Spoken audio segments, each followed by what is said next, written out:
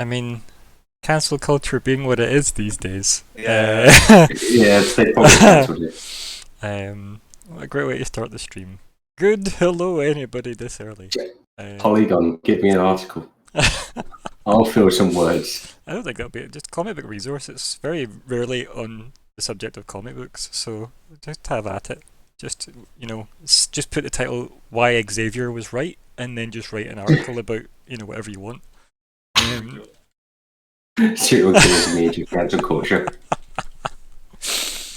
Oh But, dear. we haven't had a good one in a while, right? The list of unidentified ones keeps growing though, so. I mean, yeah, but it's not ever likely to shrink too much because a lot of these people, the evidence just doesn't exist to ever find them at this point. Or they're in Congress. How is the audio? Yeah. Let me It's test, an let me advert at test. the moment, is the answer. Yeah. Let's find out.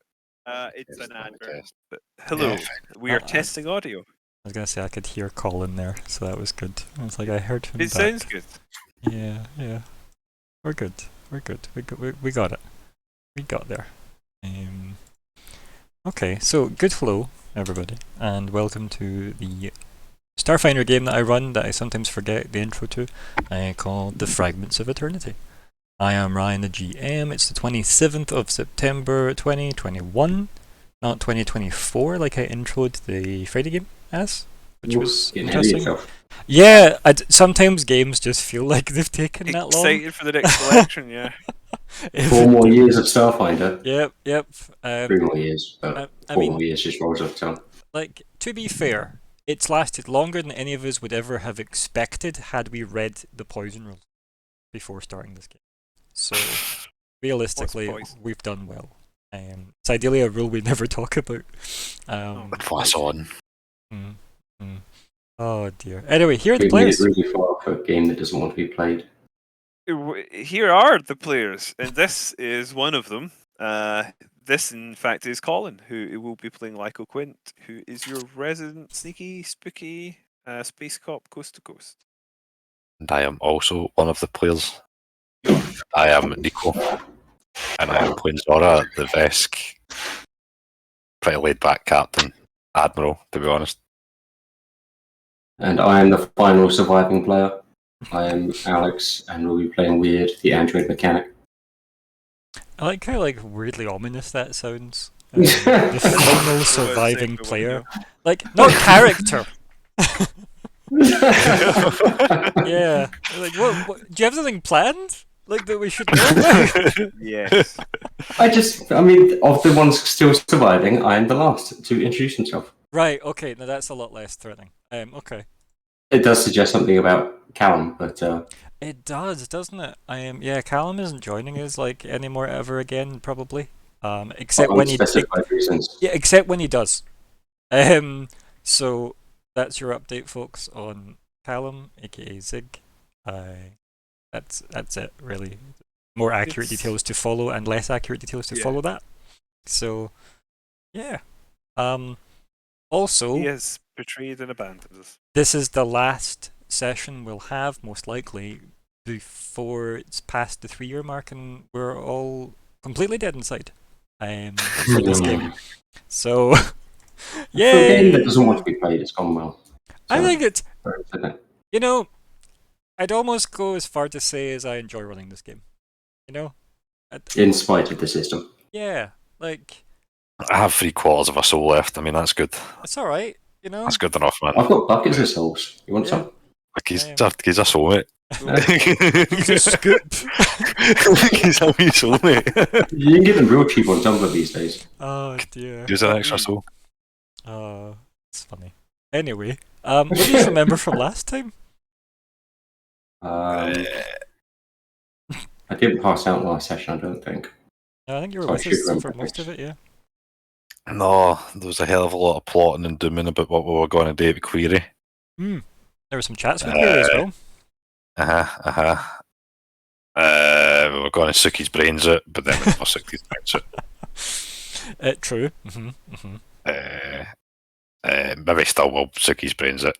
To be TBD. Alex wasn't happy with that possibility.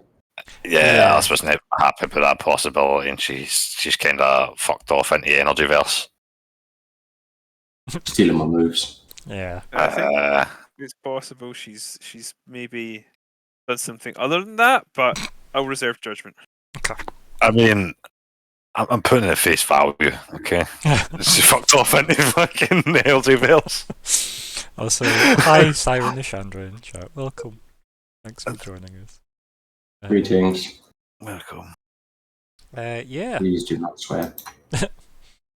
Davina McCall, if you happen to be free and you want to come play some Starfinder, She's definitely free. Don't. Wow. Oh. Wow. No. Oh, The shade. this- Anyway, let's not derail it by looking up Davina McCall's current. The last Anyway, thing I saw her in was in that thing that Charlie Brooker did. yep. No. What else happened last time? Charlie Brooker. No. I had a conversation. I went to go, and they were failing to adequately interrogate Query. I think that was about that. I mean, I'd say they got a good read from him, if nothing else, right? Like they asked some questions, and they didn't necessarily feel like he was like trying to mislead them for any reason. It was just there was nothing you were getting. That it didn't seem like he was holding anything back. So yeah, he was kind of more like, if just because I was somebody that resembles somebody here in my place, it doesn't mean to say that they would do the same thing. So, anything else?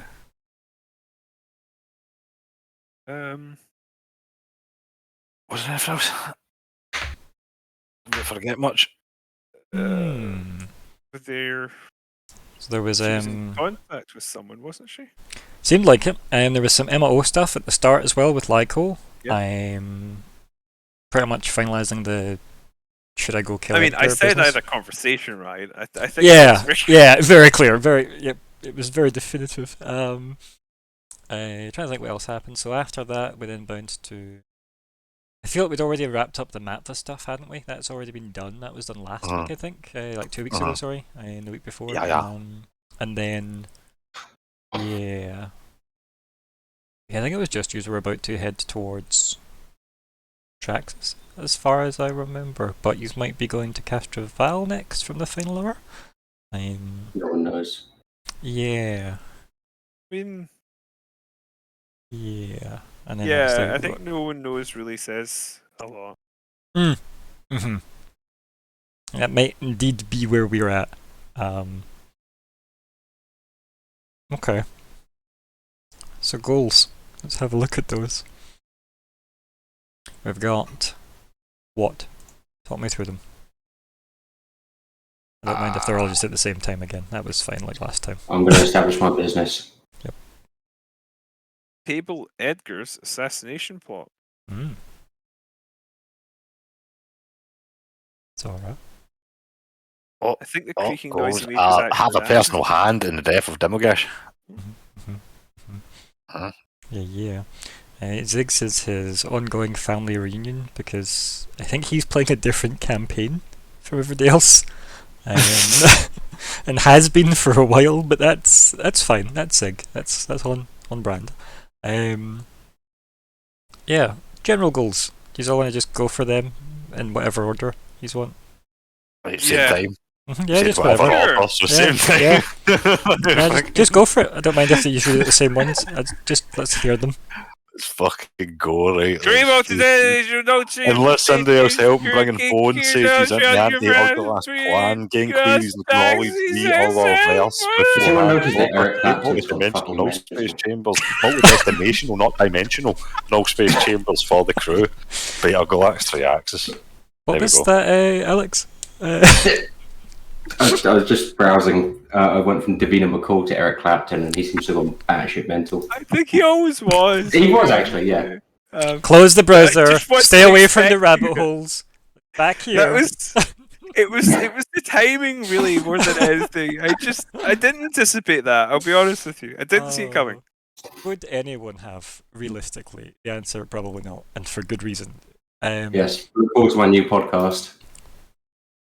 Oh dear. I haven't got a title yet. It's just a random assortment of shit. I think someone just sent out out of an airlock, or it sounded like it. Yep, that's fair. Yep. That's pretty much what the goals sound like now, which is, if anything, a much more efficient way to get through them. Yeah. I'm sure somebody could parse all the audio eventually, right? Or uncouple, maybe. Oh, felt like. Oh, hello. Hello. Hello. Yeah, we're good, I think. That might Is have it been me going though. well? Yep. No, Alec, this is going fantastically compared to normal. We've already done all this by half past. Look how good we are. This is like back at session we're 2. Getting there.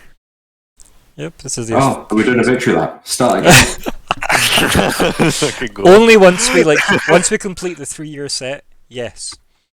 The cycle continues To be fair, as we like, move to a different universe. in a slightly less hilarious point, Colin did try and almost get that to happen with his suggestion, Lyco's suggestion, that we maybe try and like go back in time. So Yeah. Is it? you were almost just doing that, which I thought was funny. And I'm like, oh, that's cool, but then also, oh dear God, 3 more.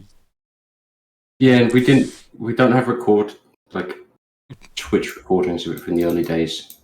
No, we have YouTube. We still have it on YouTube, do. though, but yeah, So could you just play it on your Twitch channel yeah, just for the play. next 3 years without anyone noticing? Yeah, just like have routine Loop it. streaming I think so. content, yeah. That's the problem, Alex, that nobody would notice, and I want them to. Hence the views. I've misunderstood the point of this. The content factory cares not for your views, only your yeah. production.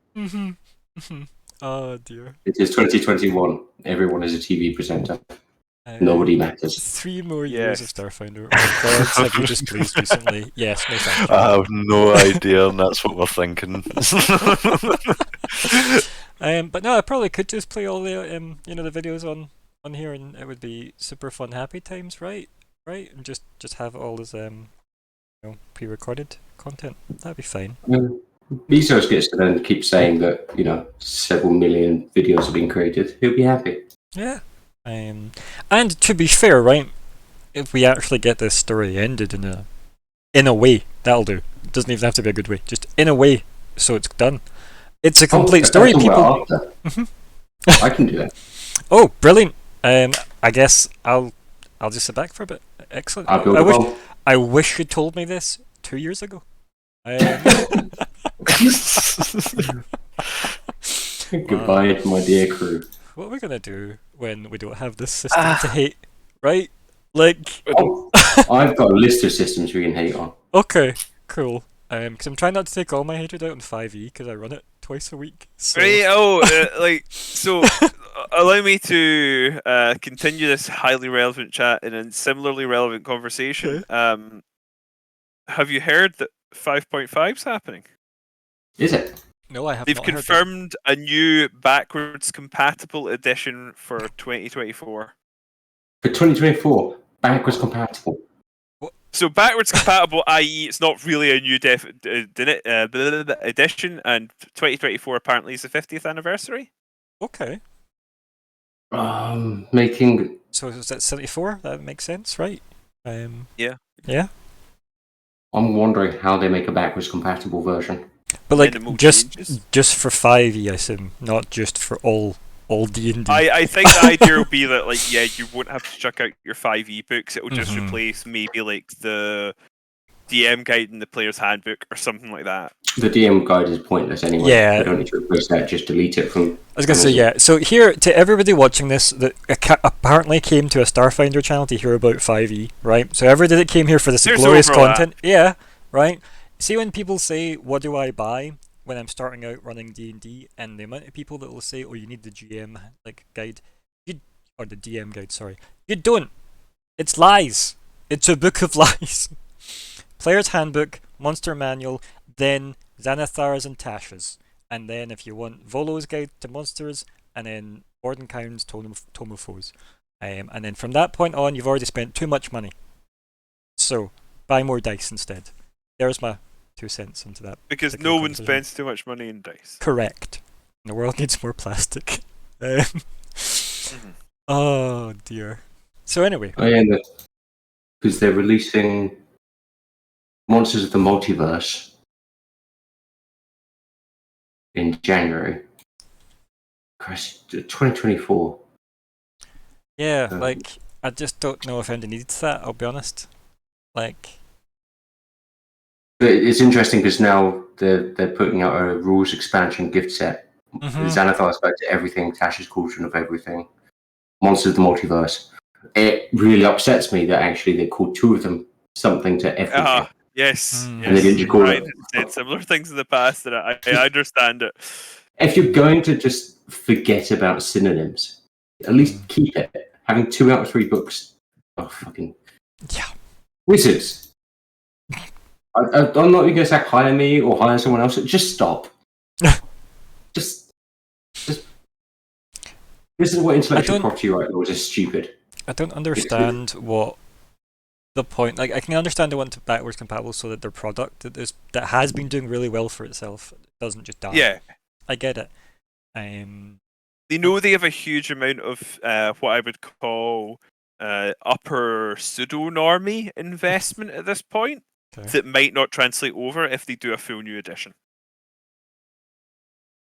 People who are maybe willing to spend 60 quid in a few different books and have watched a bit of Critical Role, but aren't gonna replace all their shit for a new edition when they've only had it for a few years. Yeah. I'm very curious about how they're going to do backwards compatible when there's some.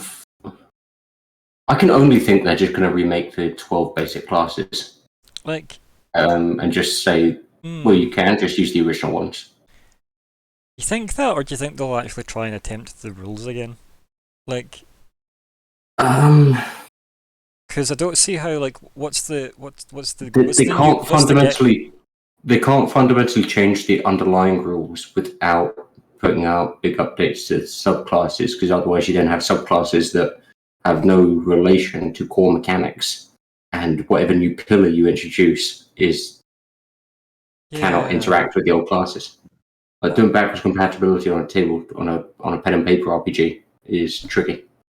Only if you care about it being tricky. Yes, that was your first mistake there from a design. That is what I'm thinking. Yes, this is why. And it's gonna have Wizards of the Coast slapped on it, so it won't matter ultimately. No, I mean all that means is they'll get lots of people of color and then slap a bunch of racial slurs in their work without showing them. Yeah. Because Wizards of the Coast have a habit of throwing authors under the bus and denigrating the entire point of hiring them. Yeah. But I don't know how I feel about just the idea of, well, not only just shady business practice and treating people like garbage in general, but again, if it's not going to be just a new take on D&D, like 6 said, I wouldn't have minded if they just announced a 6e, because I think we could all happily look forward to seeing what they do next. Because I feel like we could, but as I say, the people who first heard of 5th Ed from Big Bang Theory, won't. See, I can see that a 5.5 makes sense. The backwards compatible, I think Siren's right there actually in the chat. I think they'll make claims of backwards compatibility and then won't bother. No, what it says, we'll let you decide how you fit this into your games, is what they'll say. That'll be they have been doing that bullshit a lot with like. They've done that since the creation of 5th edition. They, as soon as they put feats and multiclassing and all these core concepts that have been in D&D for several editions, once they threw on the word optional and then said, "Oh, use your own judgment," it's like, okay, so what you're saying is you did the play testing, couldn't figure out how to balance it. It's fascinating the extent to which their approach to rules and how they release rules is almost the antithesis of the Games Workshop model of you're going to need 9 books to play this army. Good luck.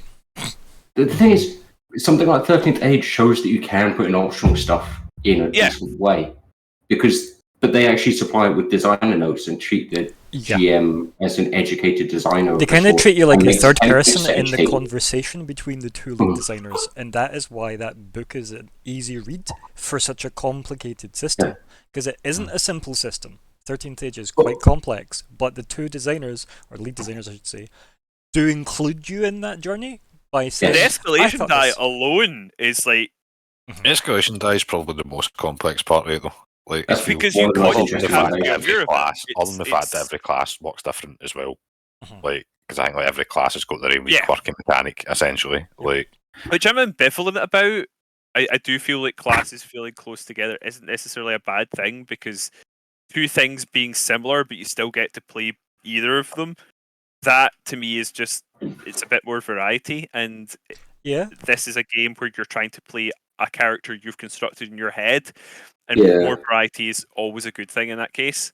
That I think depends on that very much depends on the design philosophy and how clear they are, and whether they want to be protecting class tropes. I was gonna say, yeah, what And rules cultivate unique like this, features. like what they cultivate in the imagination of people being brought to the game as well. Like if they go, we've designed this role, that means it's easier to be a dick to other players, and it's like, well, why do we want this? Like, And obviously that's an extreme example, but I'd also say that 13th Age ships with a very well thought out relationship between mechanics and setting. So that even if you run your own world, the setting is pretty well defined in the mechanics. So it's like relationship with the icons and things. So having the distinct classes, considering some of these, you're pretty much guaranteed that the distinctions exist in whatever world you're playing in.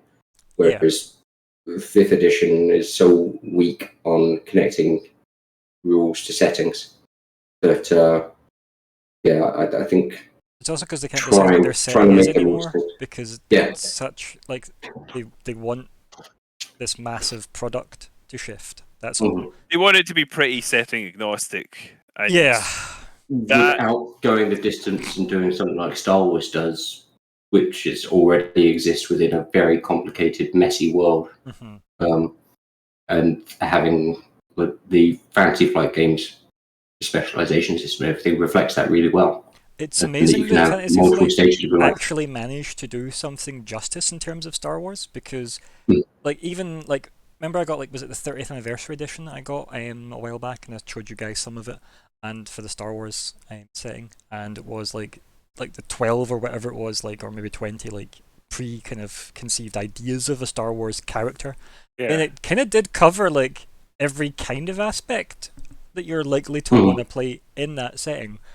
But I like that things like Fantasy Flight go, yeah, but let's strip it back a little bit and go, here's the tropes that we think, but here's a whole bunch of talents you get to pick within, and you can also just jump to whatever other talent tree you want. Yeah. As long as you're willing to pay for it XP-wise. Whereas D&D doesn't want to confine itself to a set of tropes, but then it's not willing to get rid of classes. Again, I still feel like- that under the legacy issue D&D is crippling itself with, which is because Yes. it tries to like appeal and almost honor its history, which it probably doesn't need to do anymore, given how good of a renaissance in like the genre Yes. 5e was for it. It could have been a rebirth completely. You can look into Star Wars and see, okay, I know how I can build a character at level 1 who has been on the bad guy side and has now switched over. And look, there's a built-in interesting story from the ground up. There's nothing mechanically in D&D because they're not going to tell you who the bad guy is. There's not classes that link with, well, there's not really any classes that link with institutional power. There's not, any representation of knowledge, or there's no, their background like, thing is really especially weak. start off level 1, especially, you just feel like you're just a farmer that's picked up a pitchfork. Yeah, Doesn't matter what you've got, you feel like a farmer that's picked up a pitchfork. Like, fucking. Even if you have Even 3 down to times things the health. Yeah, and even down to things like not wanting to comment on, are monks magic? Like, how, I know they've said different things in different places. Also, Body magic, mate. That's updating your rules body via magic. Twitter is stupid, and when Also, you answer them with single words, you're not it's- improving clarity. No, and You're it's just when, being an arse. again, It's- to specifically call out that person, not by name, but specifically by reputation alone, the fact that they'll answer, in my game I homebrew this, but in 10 revisions of this game we haven't changed it. But I'm the lead designer and it doesn't work the way I play it. What is that? What does that even mean? Oh man, that was the Devil Sight conversation about how it makes you, like, it's worse than having dark vision, but kind of better than having dark vision at the same time. Because you can't see like as well in dim light, because it doesn't specify dim light. Yes. And then the lead designer's like, yeah, I just homebrew that so it works normal, like it probably should. I was like, but why didn't you change the rule, since you're in charge of that? It smacks of Yeah, type the words. it smacks of managers that you see in every other company, every other major company, who don't want to be seen to be changing their mind, which is bizarre in a creative industry.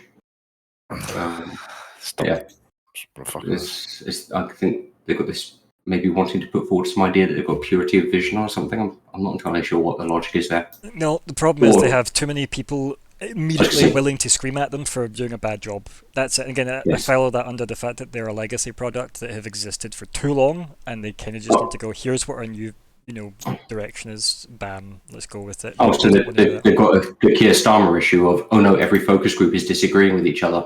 I cannot move. It's like, well, maybe you should just go with what you think you want to say to the public as a company. That isn't just give us your money, please. Yeah, oh, it's so dumb. It is so dumb. Again, hopes for a 6th edition would be, can I give up trying to appeal to everybody? Just make a product you can be proud of. We shot Starfinder, but it's got a clear decision of where it wants to go. Yes, most of the time. No, I was going to say, because Starfinder was kind of a bit like a beta test, I think, for 2nd edition, if you ask me. Yeah, but I think doing that, they had a decent idea of the direction, even if they were working out the technicalities. What I find interesting is, like, 2nd edition... Moving something to sci-fi is very difficult. I do think sci-fi is harder to... But then their lore has been, like, bang on, right? Like, regardless of rules, right? Because, as you say, is a firebolt is a laser gun, and you're sorted, right, for a lot of flavour. But for the lore stuff, they knocked it out of the park to move Paizo's fantasy era into a sci-fi era. And they did an excellent job. And they just did it in the most obvious author way possible, was just going, see this big line that we've drew, where we've cut the printer, feed from your fantasy thing, we've called this the gap, and now you're in sci-fi.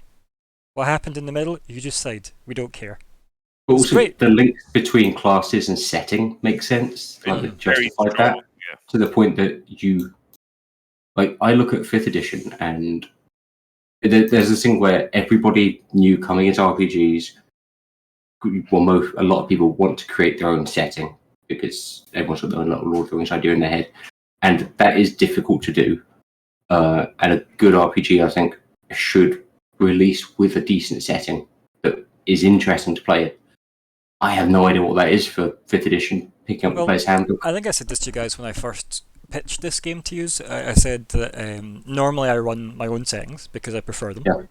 But I read the first couple of pages of the lore and then kept reading because I was interested in Starfinder. I was like, I think I might actually just run their setting because it's good. Well, once you've been in or run a few games, you should be able to pick up most RPGs and see, okay, I need to keep these core points the same for mechanical coherence, but I can tell the story I want to or not in this setting. 5th edition doesn't, I think, give you anything. I don't think Forgotten Realms even makes sense with the mechanics they present in the rulebook. No. It's also interesting when people hit you up with this isn't was it a setting 3 or a setting agnostic system? And somebody said that to me about D&D, and I was like, but it's not.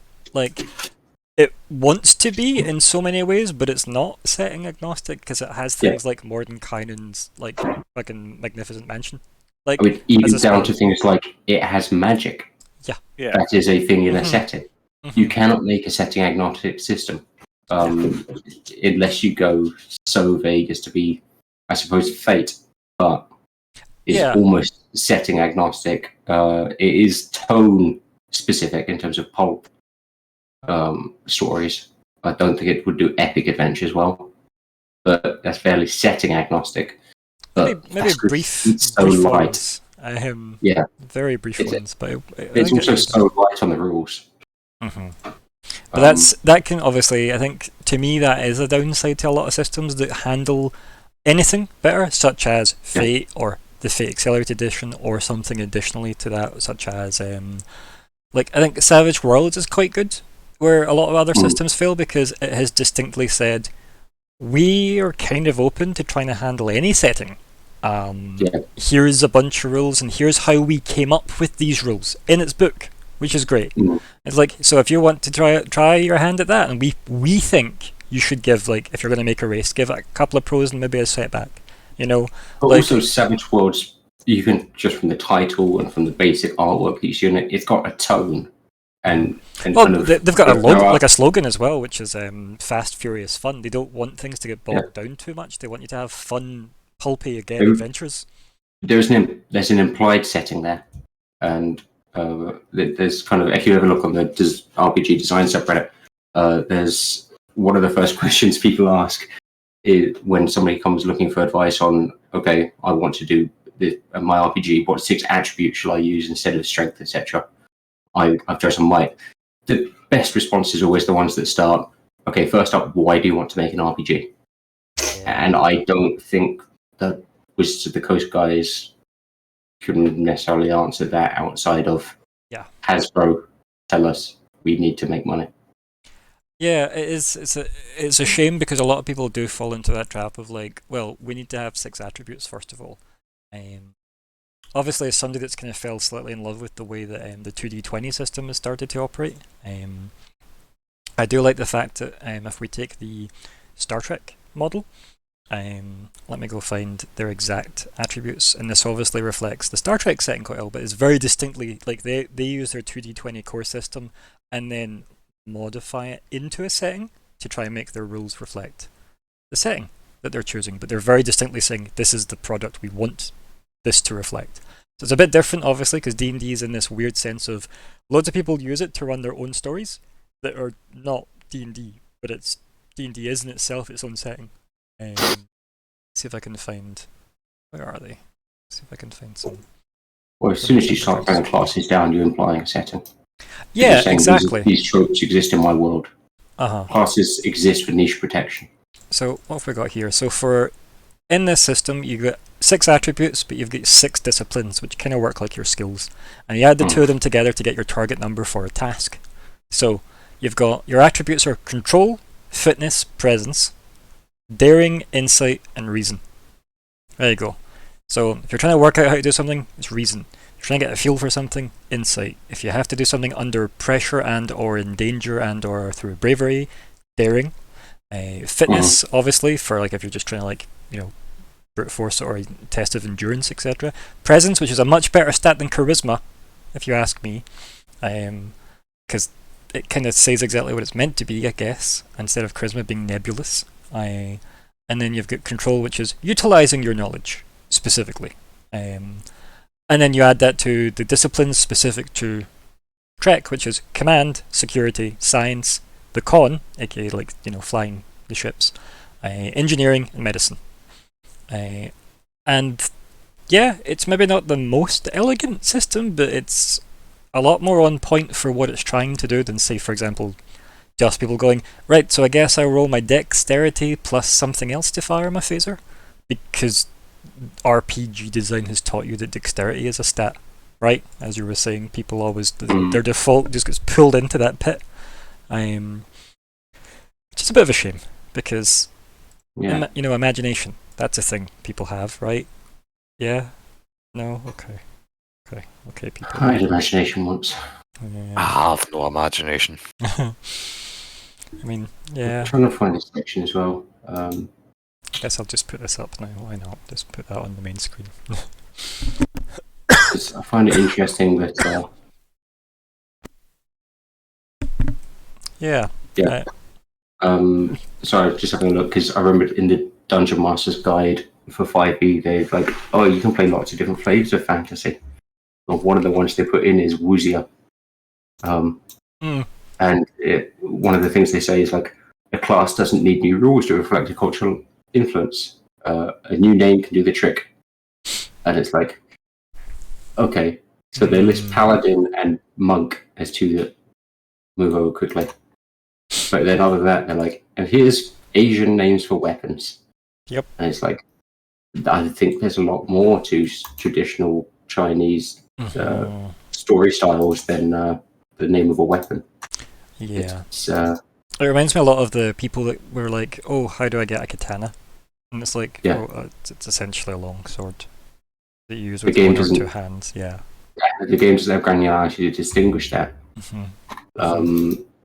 But then, yeah, it's like, okay. This goes back to, remember we had this conversation a couple of weeks back about it was interesting. I was seeing like a DM trying to like somebody, it was another Twitch channel, I can't remember who, sadly, otherwise I'd have given you a shout out, but it was somebody answering questions at, like, from, you know, a DM point of view, fairly reasonable following as well, so clearly they must have known what they were talking about to a degree, to garner a following that appealed to them. All caveats implied also in that statement, but somebody had said, how is it you would handle players wanting to, like, you know, smith their own weapons? And their answer was, well, just tell them to buy them, because that's why you're playing D&D. You're playing D&D to play adventurers, not to play blacksmiths. And it's true. I think that's an issue in how D&D relates itself to kind of allied media, because there's definitely this vibe that you should be able to do your Lord of the Rings sort of stuff, but a lot of the stuff that people like Lord of the Rings isn't the 9 members of the Fellowship; it's the rest of the world surrounding them. You know, when people play MMOs, sure, there's the big wanting to be the hero thing, but there's also just inhabiting the world. Yeah. And D&D doesn't. But something Callum said when I showed him the system I was designing, it was like, "Oh my god, this is amazing! You could be an NPC shopkeeper." And I'm like, "Well, you could be a PC shopkeeper." Yes. And he's like, "That's really cool. I've always wanted to do that in a game." And I'm like, "You see, the simple joy from Callum realizing something could deliver something he could have fun with in an RP is kind of what a lot of like, wizards overlook because they make money." Same as like in Star Wars, when I told him, was like, when we were looking at designing the Fantasy Flight Star Wars character for him, when he was hoping to join us, like, he was gonna essentially play like a quartermaster that had loads of, like, you know, all the merchant stuff that game also supplies, because it cares about you guys being able to, like, collect that shit or sell stuff for good or get black market contacts. It cares about the journey you want to go on. No, it doesn't say, well, you want to be a Jedi or a Mandalorian, right? They also make it so that equipment has a degree of mattering in Star Wars because it's sci-fi. Kind of technology is a core component. Whereas in D&D, equipment is pointless unless it's magic gear, and they need to be honest about that, I think. Equipment in D&D is totally fucking pointless. Like, you can start the game with the same sword as what you end the game with and stuff. It's kind of boring to me. Like, obviously, you get like the magic weapons and stuff. Oh, but magic weapons are all optional. So, yep. But considering it's all of it's in the DMG, right? Like, yeah. And again, even just something as simple as they don't explain how to price anything like that either, which always throws GMs for a loop, because they go, how do you, it's a common question that comes up, how would you price magic items? And the answer is it doesn't matter, ultimately. Also, what's the point of money? Yeah, like, their economy's dumb, it doesn't make sense, like, it just doesn't. There's so many solutions to economy. 13th didn't even care about money. Like, I didn't run 13th when we ran it. I did not care about money. Like, you all had enough of a backstory with trades. I'm on weapon system, but I love this magic item system. Oh, 100%, yeah. Like, it was so much more interested in D&D's, like, its magic item system. The rest of it is basically D&D's system of, you've got sword is normal sword, it could be the best sword in the world, or whatever, but sword is sword. But the difference is, though, you having a sword in 13th Age, at level 5 in D&D, you're doing 1d10 with your longsword, if you're holding it two-handed, but if you're in 13th Age, you're level 5, you're doing 5d10. Yeah, 5d10. So that's, obviously, it doesn't, like, it feels more fun to roll 5 dice when you're level 5 than still rolling the 1 dice, because it feels like that hasn't improved. Even if the bad guy's defenses and health match you, so it ultimately doesn't actually grow any, it's still more fun to roll more dice. You do feel like you've grown. Because your number has went from 1 to 5. Which is a big deal. From like a design point of view. Aha! Welcome back. No, I accidentally hit mute on my headset. That was a problem. I am welcome. in fact much more. Sorry about that. That's okay. I was back a moment ago, but then I couldn't be heard, and then I realised. It's like they're not just ignoring me; they just can't hear me. But yeah, like I think that type of creep is important. Also, it goes back to the I'd like to have my heirloom sword from the start of the game, but the GM is unsure, unwilling, or like not confident enough to give you a magic item at the start of the game that they'll grow with you through the campaign because they're Which maybe is- new. Sucks. Yeah, and There's I no know support that for that. Matt Mercer has done some fun with that, but the best implementations I've seen of a system that does that is there's various Monster of the Week games that do that. Sorry, Powered by the Apocalypse, but Monster of the Week is kind of my favorite one for that. Where you can be the chosen one and you get like this magic weapon, and it's an element of your class. It's the same as the fighter in Dungeon World, because again, Powered by the Apocalypse made Dungeon World as well, or like it was based on the same system at least. And the fighter has signature weapon, which is the whole thing where you spend more time making that than you do your actual character, which is nice. Gear as class features is interesting, and it's actually again Starfinder introduced it with the couple of new types of engineer of mechanic, with the kind of the prototype armor and the prototype weapons. Yeah. And it's more interesting than anything you get straight out of the book. And the thing as well is, I think if we're looking at Paizo's design like ethos versus like 5e's, a lot of 5e's is, well, we kind of just listened to the best submitted ideas and we just thought, well, people want these because the most people said they wanted these, which is fine. And I just feel like Paizo went, what kind of makes a cool thing in this setting? As we discussed earlier about how they seem to care slightly more about integration between mechanics to setting.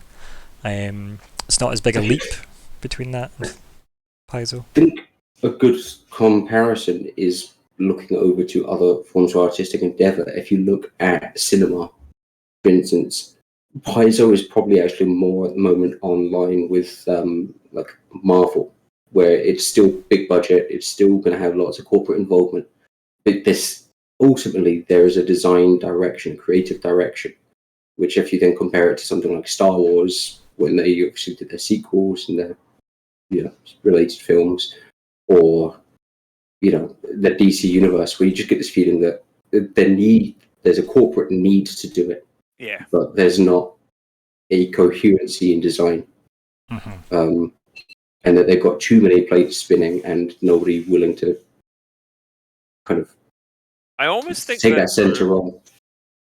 An interesting thing about DC is that they just appear to be, even though some of them are clearly in the same universe, but just they're not willing to connect them directly, or they've changed their mind about how connected they are, but they're also clearly doing ones that aren't, and it's not part of a multiversal thing. It's just that, we're doing Pattinson Batman now.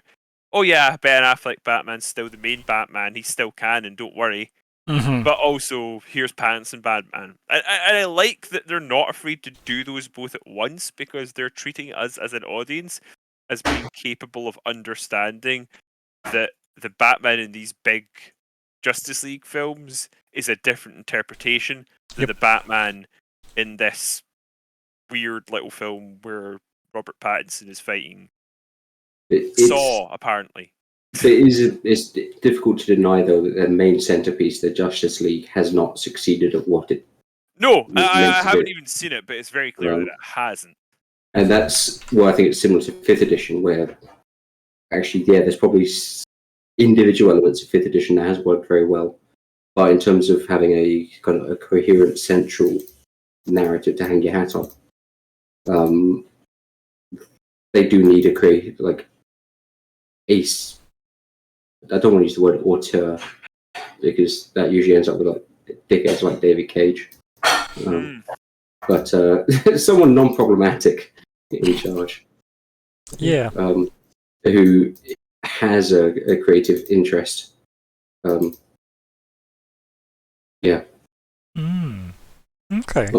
Not to denigrate, I think, any of the particular D&D creatives, because it's a hell of a task, particularly with that much corporate kind of bureaucracy involved, and ultimately D&D is one of the few ones that is kind of rolls up to a major company like Hasbro. So like, to kind of keep it as on the loose ball as possible, like, what would you have done to say Starfinder then to fix it, at least for each of you, what would your ideal, version of this? Because we know we like the setting, so that's something it's got going for it, right? But consolidate the rules is the main one for me. okay, what does that look like? Like, what does that look like then to you, Nico? It means not having to get told to go to this page, to then get told to go to this page, to then get told to go to that page. A user interface issue. It's definitely, I feel like I have to cross-reference everything. I don't feel like there's a definitive place I can go to discover what a rule fucking is. Excuse my language. Twitch.tv. It really very much feels like I'm having to fight to find information. Okay. And rethink the idea of just Solarian in general, because it's fucking dumb and white. Yep. There's some bits that just don't quite make sense. But I think part of that, particularly like the Solarian, is that tension between, the difficulty between tense scenes and regular scenes. I mean, I don't understand. Why not just get rid of the whole can't attune out of combat crap, right?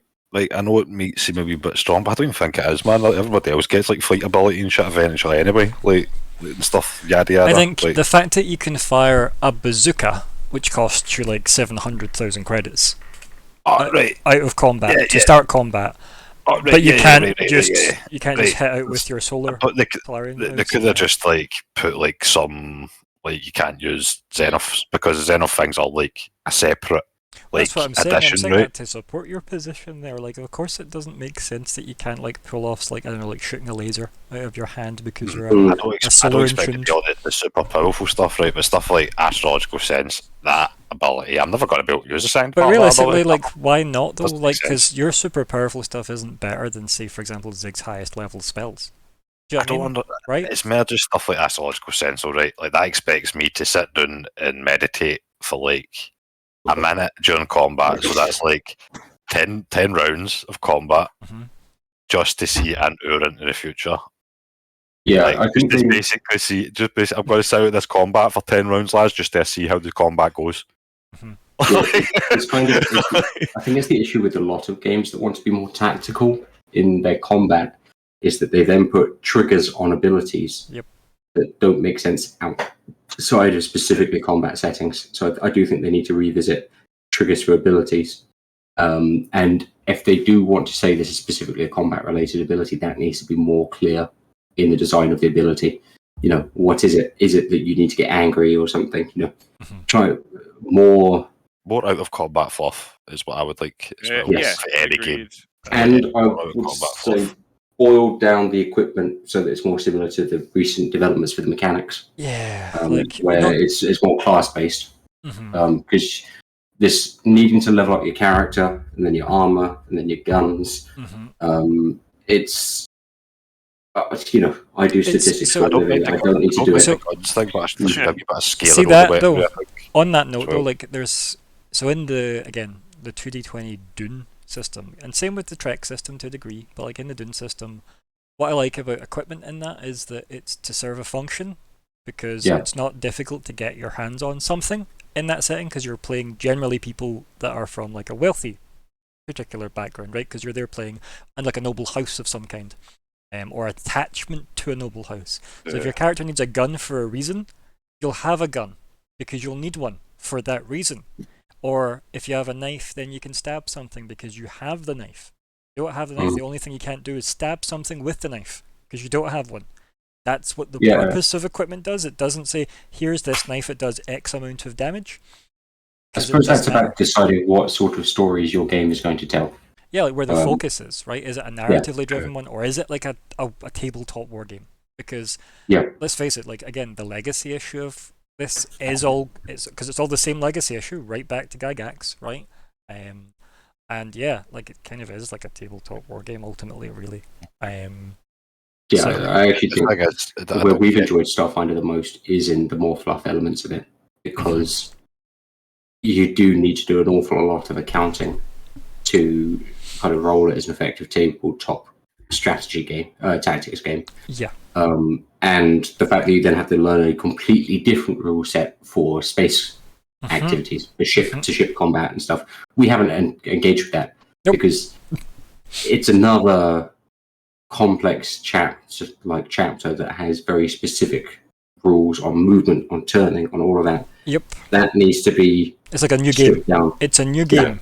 Yep. And the thing is interesting about that point is you have specifically chosen to avoid a lot of scenarios that would get your ship into fights, and I really appreciate that as your GM so much. Because I don't want to get into that. Look, I don't want Kenny's why I get into that. It's like a part of games that always goes a bit too overboard with its mechanics. I feel like there's only been every vehicle game I feel has got ridiculous fucking vehicle mechanics. For the I've most not part. played them in practice yet, but the only two systems, and as you know, I have a whole load of systems, either physically or in PDF or in my brain.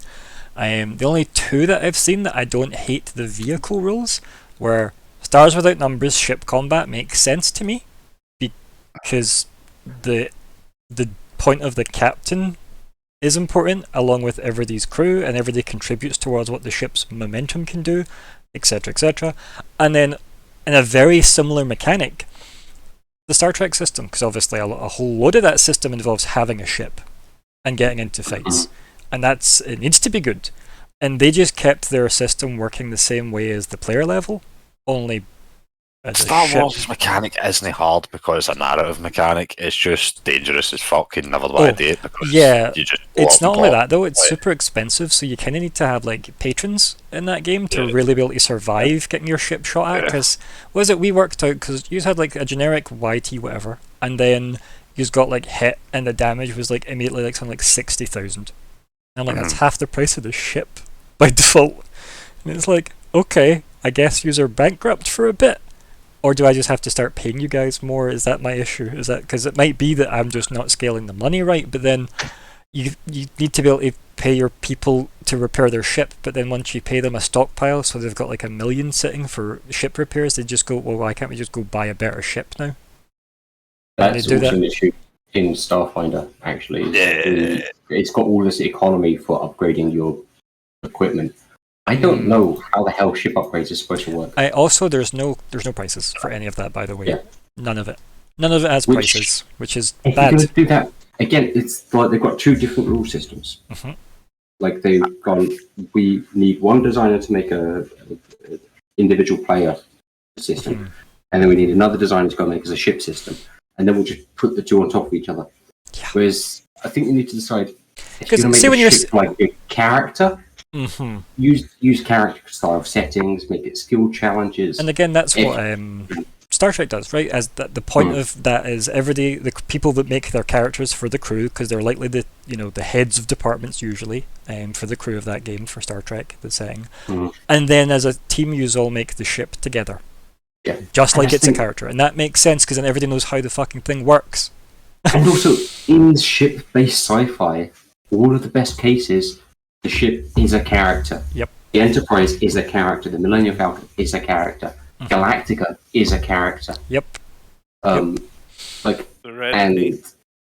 It's not equipment. Everyone, you can always think of that captain's relationship of stroking the ship and saying he didn't mean that, baby, or whatever. Whatever. Yeah, it's like weird so. 80s. Me and Nico discussed this about the 11th hour. In fact, recently.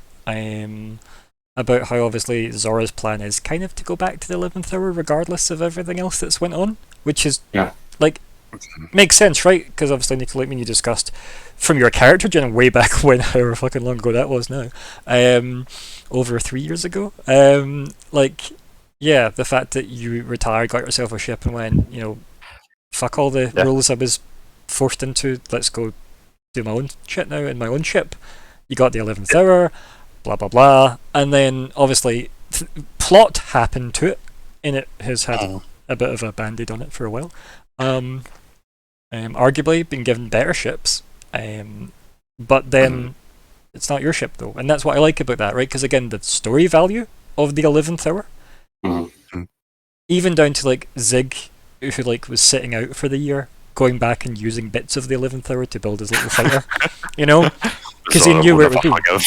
Yeah, Right, but it's like it shows where obviously the value is, right? Because like, yeah, but I know where that is, and I know that it's what I'd go to. It's good. It makes sense to me. I think it is important for players. Like, I think if you want to make a story like matter, because again, it doesn't like if you only want to do a dungeon crawl scenario, like a disposable type discardable game, you don't need to worry about half of the stuff we're saying right now. Realistically, right? You can have your 20 books of 500 types of gun, if you really want. But do any of you care about most of that content? Except there's a specific thing you like. I kind of like it and I kind of don't. I kind of like the different equipment, but there's just far too much. Man, I expect you to See, like as a upgrade category though, saying things. you could have a single-handed or two-handed electric weapon, or you could have a single-handed or two-handed fire weapon. You could make it categorized that way. So the Expanse sci-fi setting, that's equipment list is literally as simple as that, where it says you have a handgun, or you have a rifle, or you have something like a shotgun because it's a rifle with spread attached to it. And then you just decide what it looks like and what it actually is in universe based on the tags it's got attached to it. But there's only like 6 maybe options. I kind of like Star Wars' method where it's just basically a list of different kinds of weapons, and all these different weapons have got like different sort of like traits. They're kind of like Starfinder, right? But it's just not like there's about 20 of that one kind of weapon, just at different fucking levels. Like, just give it like a multiplier or something. But they could. I mean, it would reduce the armor rate. Just made fucking damage scale with level and just again, had 13th age did it, right? Yeah, there probably could be 1 or 2 variations of like a suit of armor, maybe for like a slightly different roles. But there doesn't need to be like 5 to cover Kinda like different that, spans of levels. How many of you have read the fluff entry for your armor and looked at what extra abilities it gives you? I have, but it's just basically like the fluff shit for mine. It's usually it's like really good for exo stuff, or it's the Vesk like light armor, like signature light armor. Everybody loves it, so everybody starts making it as well. It's Vesk, right? That's why you'd want it. No, it's interesting because a lot of the stuff like that, as you were saying there, Alex, like I assume that's like a design comment about why hide abilities in fluff text. Because ultimately, I hate that. There are so many things that do that. So many rule books do that. Here's where I'll actually say the Star Trek system failed me. It's present so they really released the rule set from a Klingon point of view as well, and they reorganized how they explained how the core mechanics of the game work in a more centralized location in the Klingon book compared to in the Star Trek, like Starfleet, edition book, where it is a lot more fluff and distributed over like a whole bunch of paragraphs, and it's like, yeah, we realized that doesn't make it easy to learn the actual game, even if it's a fun read if you're a fan of Star Trek, because the book is great. If you're a fan of Star Trek, the book is amazing. The problem is it doesn't If you're not a fan of Star Trek, why the fuck are you reading the book? Exactly, right? But that's because it's not a 2D20 system, it's a 2D20 Star Trek Adventures product, which is good. Same as they did, obviously, Fallout, Conan, Trek, Dune. I can't remember what else they did, but I think that's like the main ones that they've done for that line. It's clearly working if they can get a core product to actually like facilitate very different genres really well. Because again, they're willing to tweak their core product to only need what it needs to actually support the fiction they want to talk about, like Trek or Dune or Fallout, which has its own specific genre unto itself. So yeah, because in Fallout you probably do want a list of weapons, right? Because that's half the fun of the Fallout game is finding it's a sort of loot-driven thing. Yeah. Star Trek isn't a loot-driven thing. Star Trek's like a mystery almost solving thing, or a like going and being the symbol of Starfleet. It's got a lot of science hero stuff as well, like how will we use science to fix this problem? And often it's not real science, it's a machine. Oh no, like 100%, yes. Magically. Yep. But it's nonetheless like, how will we apply our brilliant future technology to help people? Yeah, and if it's not a technology story, sometimes it'll be the morality of perhaps using said technology. Yeah, that'll be be an the ethical question or what have you. Which is good.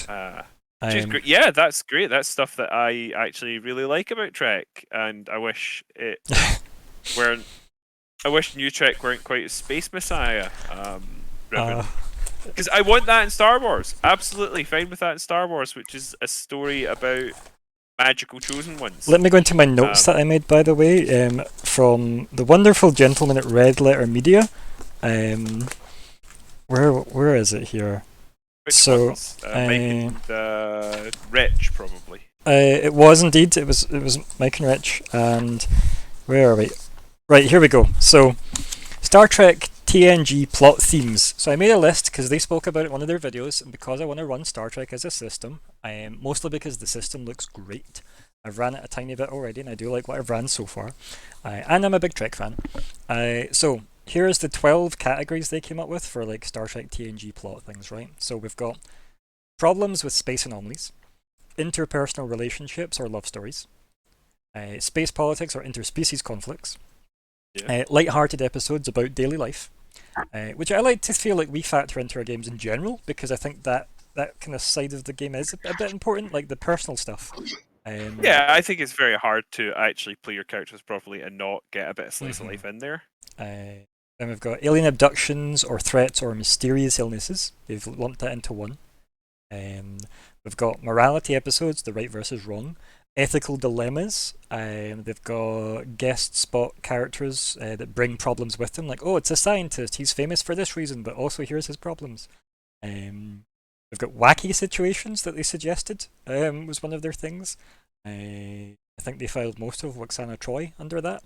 We've got learning to understand someone different as a plot element. We've also got dangerous or survival situations, like a shuttle crash or whatever.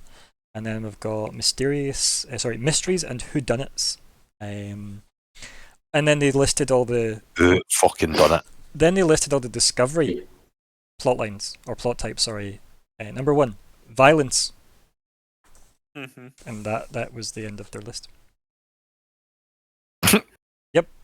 I mean, I think there's a slight exaggeration. Yeah. For instance, that I'm going to talk about the New Eden episode, right? Immediately. So there's New Eden, the Red Sphere, right? Those two standout episodes because, first of all, Saru being the best character in general, and then obviously Pike, the fact that they had to bring in the Pike element to make the show feel like Trek.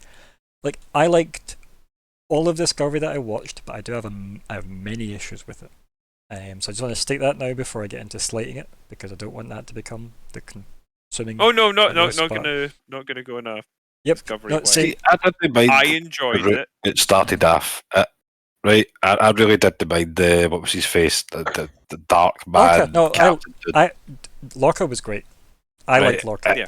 I didn't even need him to become an alternate universe dude. Also, I guess spoilers I to anyone say, that cares. I think the better way to do that is have it turn out that really is what was his name? Gabriel Lorca, yeah. Gabriel Lorca, yeah. I think have it be the real Our Universe Earth One Gabriel Lorca, and have him come back, like, because they hinted at, oh, there's no way, so probably he is going to come back, but have that be what already happened. Have the one that don't do it where, oh, he was evil all along. Have it be, no, he had to survive in that universe, and that's made him so cynical and terrible. And he's already made his way back, but he hasn't shared his story for X reason, which might be as simple as... But it was also like a wartime captain as well, right? It just made sense. Like, like was not supposed to be nice and pretty, right? I do shiny know and that, gold. like, you can definitely... The character is darker than just, like, he's not a sort of explorer, he's a fighter. I get that, but he is definitely, like, he's dark. And I think keep the element of he goes to the mirror universe. Absolutely. But I just think have him come back changed. Have the lead in be that you're meant to think he is a Terran, an alt universe human. But actually he's not. He's just so bitter and worn down from having to survive contact with that universe. Maybe not even be in with. I don't know. I just think I think that's a brilliant red herring where you can make the audience go, oh, he's a Terran, and then you can no, Remember, fixing Discovery isn't a difficult thing to do if you wanted to make the plots no, make a bit it more is like. the low-hanging fruit. Yeah, but I it's thought like- he was a really good character, and I just He's also great. He was a great actor. Obviously, to show his form, he sells the role very well. I agree that it's a very Trek thing to do. Is the easy fake out that's like predictable a mile away. Yeah, no, I agree. I think if he had just been a better wartime captain, and it was the fake out was, are you going to be from the mirror universe? No, but he had been there, and Yeah. like, yeah, I think that is more interesting. If he'd been there and ended up killing the counterpart by him just getting there, that would be interesting. If he was expected to have like faked being on that side and then come back through and goes, well, they were getting results, I suppose. So I guess I'll just, Yeah, and you don't have to turn him into a complete irredeemable monster. You can Yeah. still have him be someone that the audience can see it from his side. Like, just have him not actually have Terran politics, because he doesn't, right? He's quite willing to cooperate with non-humans. Oh yeah, it was like and he wanted to see you her could say, well, reign it's just end. because he has to. But aside from being power hungry and vicious, he never really shows like the like. Giorgio has to kind of get over our Terran prejudices, right?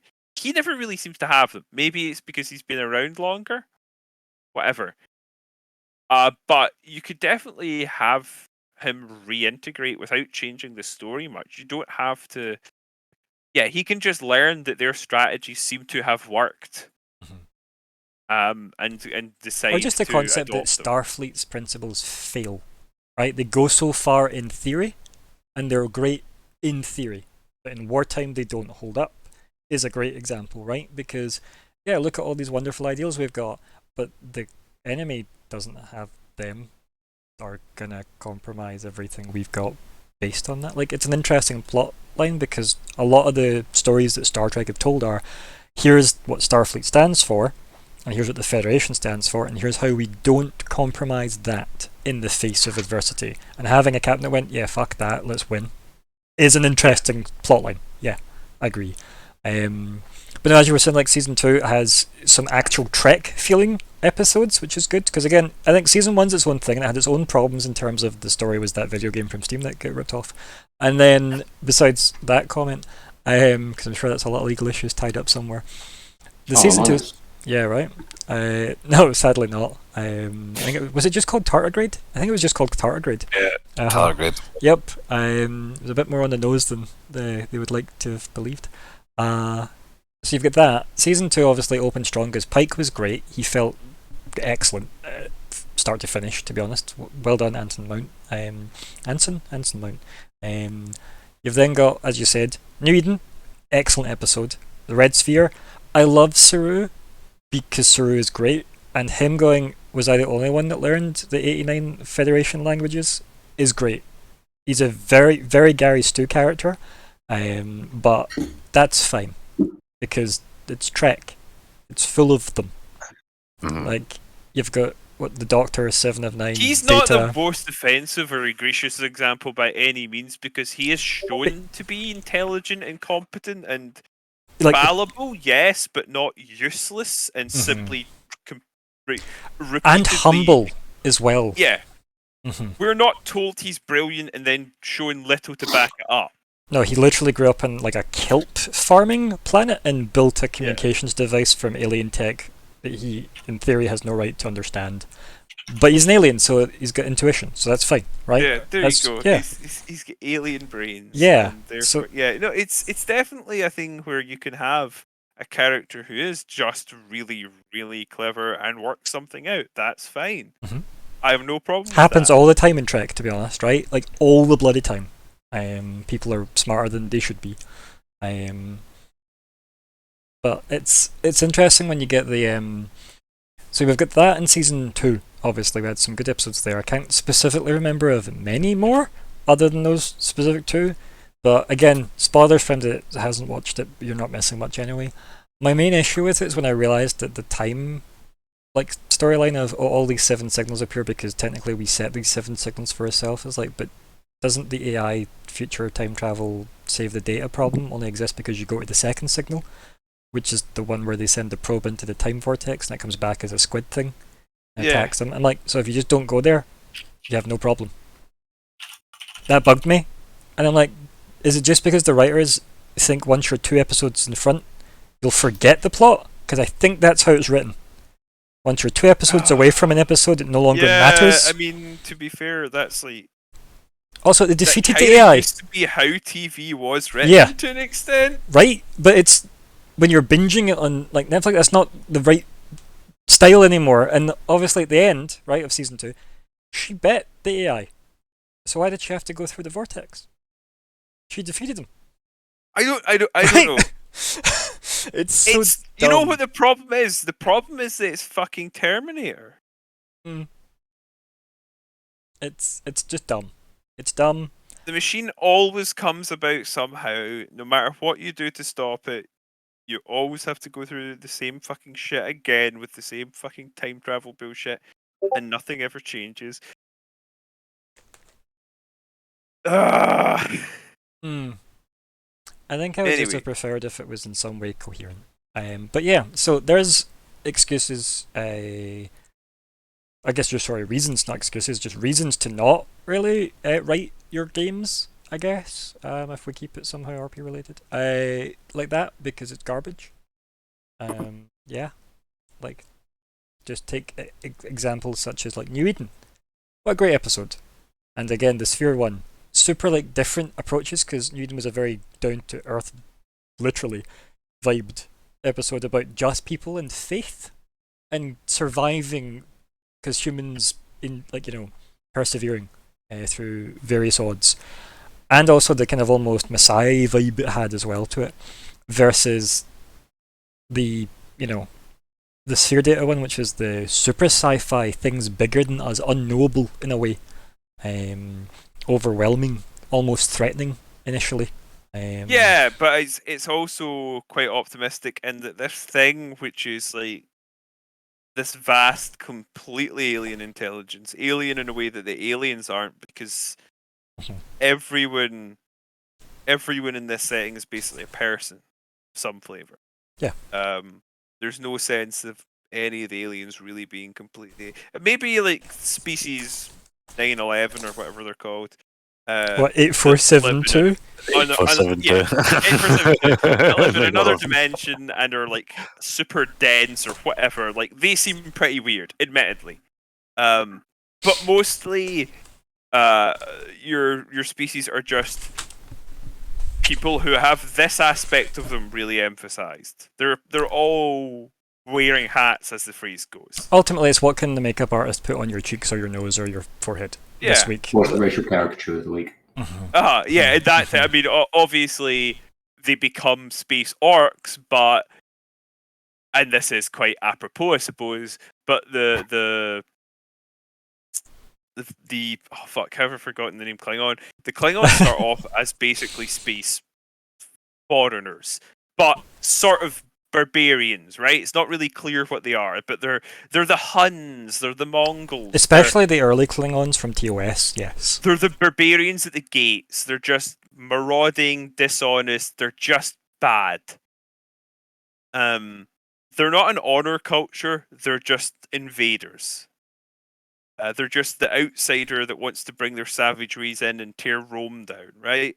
They're, in many ways, orcs are that in a lot of settings. So it's kind of apt that they would become space orcs. But yeah, initially they are just the other writ large. There's not too specific a flavoring other than that there's sort of the more barbaric version of that kind of like generic not us, but I think like that's sort of fine to an extent because you're never gonna write a species that are completely unlike us because you're writing as a human for a human audience. They're always going to have some sort of similarity. Yeah, and you want some kind of point of reference for your audience, otherwise there's very little buy-in. Like, you can look at something and go, oh look, it's space orcs and space elves. Yay! I have some kind of reference here. Good. I'll give you a great example of like the visual language that GW use with their orcs. So it's changed a lot over the years, but there are aspects of it now where they still have like little bits of hints towards German stuff in space arcs and across fantasy arcs and 40k arcs, less so in the fantasy now that the world blew up. But there have been hints towards like sort of Mongol looking or sort of Hunnish, kind of like Hungarian, Eastern European, Magyar kind of looking stuff. Like the visual language says these guys are they're the barbarians at the door, and the German stuff also says, but they're also hyper warlike mechanized. They're not just tribesmen. They're something more sinister than that. Like the orcish jetpack troopers are called Storm Boys, and they used to literally dress like SS officers. They moved away from that.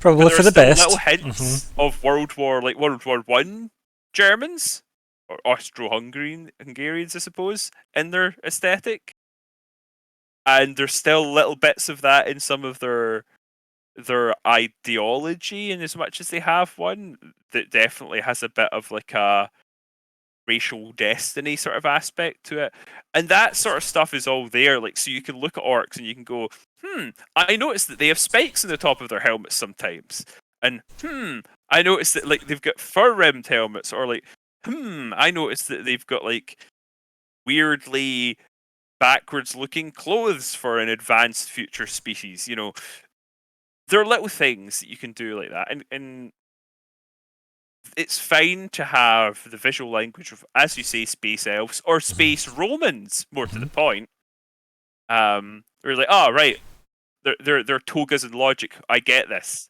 They're the ancient Mediterranean in space. Whatever, fine, cool. And then you have the Ferengi, who are unfortunately also the ancient Mediterranean in space. Yeah. Like, it's an interesting thing, like, how they have used and misused Ferengi in general. Like, I can understand the initial design just being bad choices. But, like, the message they used, like, them for, in more like shows like in, say, for example, Deep Space Nine, where there are what I'd call good Ferengi episodes. Yeah. Whereas in TNG, most of them are bad because they're horribly underdeveloped and they're just a horrible trope. Yeah. It's not great. It's definitely not great in a lot of places. I like the fact that they do have the Ferengi aren't villains, right? They're pretty heinous. Their society's pretty awful. They're just dirty capitalists, man. They're not monsters. They are very much people who are shaped by their really shitty society they're from. Yeah. And not every, the good thing is there's a good example again in Deep Space Nine. You actually get to see like a family dynamic, which gives you a good insight into like their culture, etc. And a lot of them do understand that the culture isn't what they want to a degree, right? Like it is only certain people within that particular society that wish that lifestyle to continue. You don't want to tear it down, because then what happens if you end up on the up and up and you could be in charge? Yeah, it is very much. Yeah, it's such an interesting one. I think, is it Futurama that has the line where they're like shouting about like Fry and Leela are in the crowd, and it's like Nixon explaining how rich people are going to be like, you know, better off, and poor people are going to have to like suffer for it, and Fry's like shouting support for it, and Leela's like, but you're not a rich guy, and he goes, yeah, but one day I might be. And it's that idea that that's how they get you. Yes, America's already there. Yes, there's no poor, just the temporarily embarrassed rich. We're definitely getting maybe a bit too real, politics-wise, though. We're definitely swaying far too into that, and not enough about RP, really, for this to be considered real talk. Because politics is too real. Too real. So, does MD... Right, so we've had... That's also my rap name. Okay, good. It's not, and I'm never going to rap. Don't worry, we'll link his rap YouTube. We'll link his rap YouTube in the comments. So if that's Nico's opinion then on what he'd change about Starfinder, what about yourself, Alex? Yeah, I think we pretty much covered it all, didn't we? That's a fucking whack, man. This is. Hey, Um, it's the branch we took, right? Oh dear. Yeah. Oh dear. So nothing other than, I guess, Ferengi capitalism. No, you good? yeah, I think there should be more anti-capitalist, anti-fascist sentiment throughout role-playing as a whole. Yeah. Fewer racial stereotypes, as much as races. Make the ship a character. Integrate equipment with class. Like, feel free to have a variety of weapons, but don't give us 7,000 options. Maybe give us 7 good options. Like, Or a bunch of tags and let us put them together in combinations, like you do I with like that feats. idea, yeah. mhm. Yeah. Yep. Uh, Yeah. That's interesting. Like, I think as well, like, if we're talking about game design that way, like, you could easily split it up into, and I've spoke to, I'm sure at least Colin and Nico about this before, but probably you as well, Alex, the idea that you can have, like, you know, okay, so I want to be, I don't know, a human jetpack engineer, for example, in this sci-fi game. What does that mean? Okay, so I'm going to just look at the tag list. Okay, so what are you taking? I'm taking humanoid bipedal person, I guess, if you want to split it that much down, but that's just hyperbole, really. So what can you do? Well, I can walk the 30 feet that's like the free option to take, because that's the standard option, apparently. But then if you wanted to be like a fast bipedal person, maybe you would spend some of your, I don't know, your 10 points or whatever it is on taking moves faster, you know? And you get maybe 60 feet as standard instead of 30. And then you build your character up on those layers, such as, okay, so I look at my equipment points, such as that initial 10 points of character building. I go, well, I want loads of equipment because I'm a jetpack engineer, so I'll spend 3 of my starting points on a badass looking jetpack that has these traits. Bam, bam, bam. yeah. Like, The thing is, yeah. there's definitely areas that they get it right. Like, again, going back to the mechanic, there's having the tools as part of your mechanic gear. That's just Yep. a class feature. Yep. Having the AI built into your head. Yep. But Things that like, feel right for something as far into sci-fi as Starfinder. Yes. Yeah. And they don't even need to necessarily make it class-based. You could tie it to background. You could make a separate category for equipment. But just acknowledging that equipment isn't, I suppose, if you're running it as a tactical war game style thing, yes, equipment is all about, you know, Well, like, in that putting sense, best piece on the board. For loot's most people important these as well, days, right? For the reward of it, if that's what you're playing it for, right? Because a lot well, of good equipment is integral to a character and should be considered as character traits. Because again, if you think about the people that people want to emulate in games, is it Han Solo with his blaster pistol? Like, even if people don't know the model of it, you can immediately picture Han with his blaster. There's Luke's lightsaber. Yep. And you know how his lightsaber changes. In fantasy, you've got Aragon's sword, Boromir's horn. You know, people, even if they're not big, like, named items. Yeah, they're iconic items though. It's like, for a lot of the design, I take people through character gen though. Nico again, and in fact maybe even you way back at the start, Alex. I can't remember exactly how I did Starfinders, but I know at least Colin and Nico have been through it with me before, where I say what comes in the action figure box with your character's figure. Yeah, I've used that phrase. And like, that is a phrase I really like, because I think it doesn't like home in what I care about equipment to be. What is the stuff that would also be in the box with your character? The stuff that people know is iconic to you. Because a lot, like, I think I even said to you guys as well, like, if there's equipment you have, like, for example, the Vesk armor that you retired with, which was level 1 or whatever it was way back when, I'm like, you're welcome to upgrade that as if you're tweaking it as you buy new versions of it, because that feels better than saying, oh, I binned that because it was worthless to me after a level. Right? Much like the, you know, heirloom sword or whatever the trait is, you know. Although I will add to some, like, to systems defenses, Narsil was reforged for Aragon to get it. Yes. Right? So, like, don't feel like you can't just do shit like that. Like, just break someone's thing and let them rebuild it. That's fine. And then just give them Yeah, the but was Make it better. an it an interesting elven story. blade and therefore improved by reforging? Probably. Just probably because, let's face it, it was a very last minute weapon, so Aragon waited till the very, like, the highest potential character level he could get to, that wasn't king, apparently. before you could So- get that. I'm trying to remember what it was, but when I was a wee boy, my father When I took me was. into. A wee boy. No, uh, At least I was going to fly under the radar, did you? yeah, no. But one of my relatives, do not remember which one, bought me a Star Wars book, and it was. I don't think they really knew what it was. Okay. It's one of those things where, kids like Star Wars. He's into Star Wars. I will buy this thing that's listed as a Star Wars book, and it turned out it was a visual encyclopedia of Star Wars action figures specifically. Right, okay. From across several different collections. So I was sitting here flicking through, and there were action figures I'd never heard of. You know, this was possibly from before the prequels. This book. Mhm. So I learned a lot about a lot of expanded universe characters from the action figures in this book, and I knew nothing about their story, but I got absolutely hooked on them because of the equipment that they were carrying and the way they were presented. Because they're iconically designed, right? Because it was Yes. probably like last minute props that people had from things that Ah. are background characters in movies, or it's that visual That's design. where half the good stuff in Yeah. speculative fiction comes from, is when somebody has to write a book and they have to fill it with stuff from the universe that you don't have official material for, really, or you have official material but there's no actual lore to back it up. So they have to go, yes, in the background in that scene, the large horse-looking creature with the gun is Chango Bando, and Oh, yeah. that's Flantesian the example I was pulse going to give, rifle. right? Hey, The always from example, Mos Eisley. the example Yeah. I was going to give was Yeah. Dengar, right? Dengar, the bounty hunter, right? Yes. And do you know who he is? Mhm. Oh,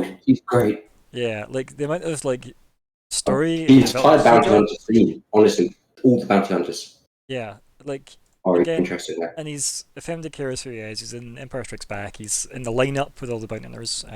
He's got a dike on his head. Oh, 100% is just wrapped in various I guess padded bandages and then bits of droid or maybe bronzed up stormtrooper armor. It looks like, I think. So Could be, yeah. yeah, it's what happened to this guy? And then since then he's been in things like the Clone Wars, right? He's been done quite a bit throughout a lot of it. In fact, he looks kind of badass in the Clone Wars, if you ask me. Definitely did him right, if you ask me. His backstory and whatnot, he looks so much better. Obviously, before he kind of padded out his armor, but yeah, it's an interesting thing. When you get that from a iconic looking thing, because that lineup again. If we take Empire Strikes Back with the bounty hunters, let's face it, that's where people's love for things like Boba Fett and Bosk and all that came from in IG-88. Yeah, they're just bizarre looking entities that don't get any other explanation in that film. But they catch your imagination and they tell you that the world is much bigger than just these 6 humans. It's because they don't sit and say, you're this guy who does this thing, who is this thing. Let me exposition the entire meeting room. I mean, that's the mistake of a lot of the later Star Wars pieces, or from the expanded universe book. Just a lot of modern sci-fi, I find, does so much time trying to justify why the thing we're looking at's on screen, and I think people forget stuff like Star Wars was successful because it just went, this is normal, move on. It was an aesthetic. I think that people probably make the mistake of thinking that something needs to be explained because it's on the screen, rather than it needs to be explained if it's going to impact on things that are happening. Yep. But, if it's going to suddenly become integral to your plot, if it's going to, Yeah, we didn't have to know any of the races that were in that particular lineup again, right? So you had Dengar, IG-88, you've got I'm sure it's 88 anyway. You've got Boba Fett and you've got Bosk and you've got the other two that I don't actually know.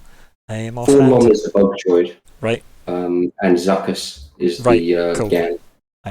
But even the fact that we as a group of Star Wars nerds in that regard can name that, right? We can go through that lineup there. Speak for yourselves. I said we as nerds. Royal we. As a group. Yeah, and we got through that. Everybody could have named, from this group here, everybody could have named one person from that image, right? Yeah, to be fair. Yes. But at the time, you didn't need to know Boba Fett's history because he just looked cool. And the fact that he's on the bridge there and not a stormtrooper, and Vader was like happy to hire them, meant he must be really cool, right? And that's all you needed to know. That was fine. This is possibly what they then got wrong with Phasma. Right, okay, yeah. I think where they created a stormtrooper that looked cool, Mm. and then couldn't decide how related to the plot she was. And the answer they settled on was not. But I think because people were expecting another Boba Fett because they lingered on her so much, whereas Boba Fett didn't get much lingering. Yeah. So he was just there, and people were like, "Oh, he looks cool. He looks kind of like the stormtroopers a bit about the helmet." So I think the main thing for that, though, right? So he seemed to have an issue with Han, which was good. Very poorly explained, other than Jabba was mentioned, which was good. Mhm. And in the OG one, it was just we knew Jabba was some guy that handled money too, without the CG horrible scene of him actually chatting to him. And then you had the part where he backtalked to Vader. That was a big deal. Yeah. Like he was like, "He's no good to me dead." It's a big deal for somebody to say that to Vader, in that setting by that point, because everybody was scared of Vader, but this guy turns up and goes, "Oh, it's because he's got a cool helmet too. He can be snippy to Vader." Okay, I get it. And it was good. That gave him a lot of character immediately. Yeah, I'm so not sure what Phasma's character was supposed to be, Shiny. despite her getting lines and loads of action figures. Yeah, like so. I think she was a ditched idea, to be honest with you, is what I Which is a shame.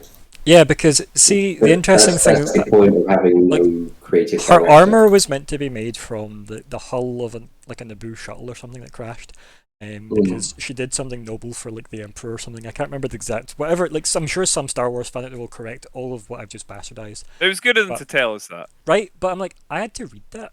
That couldn't have been in the movie.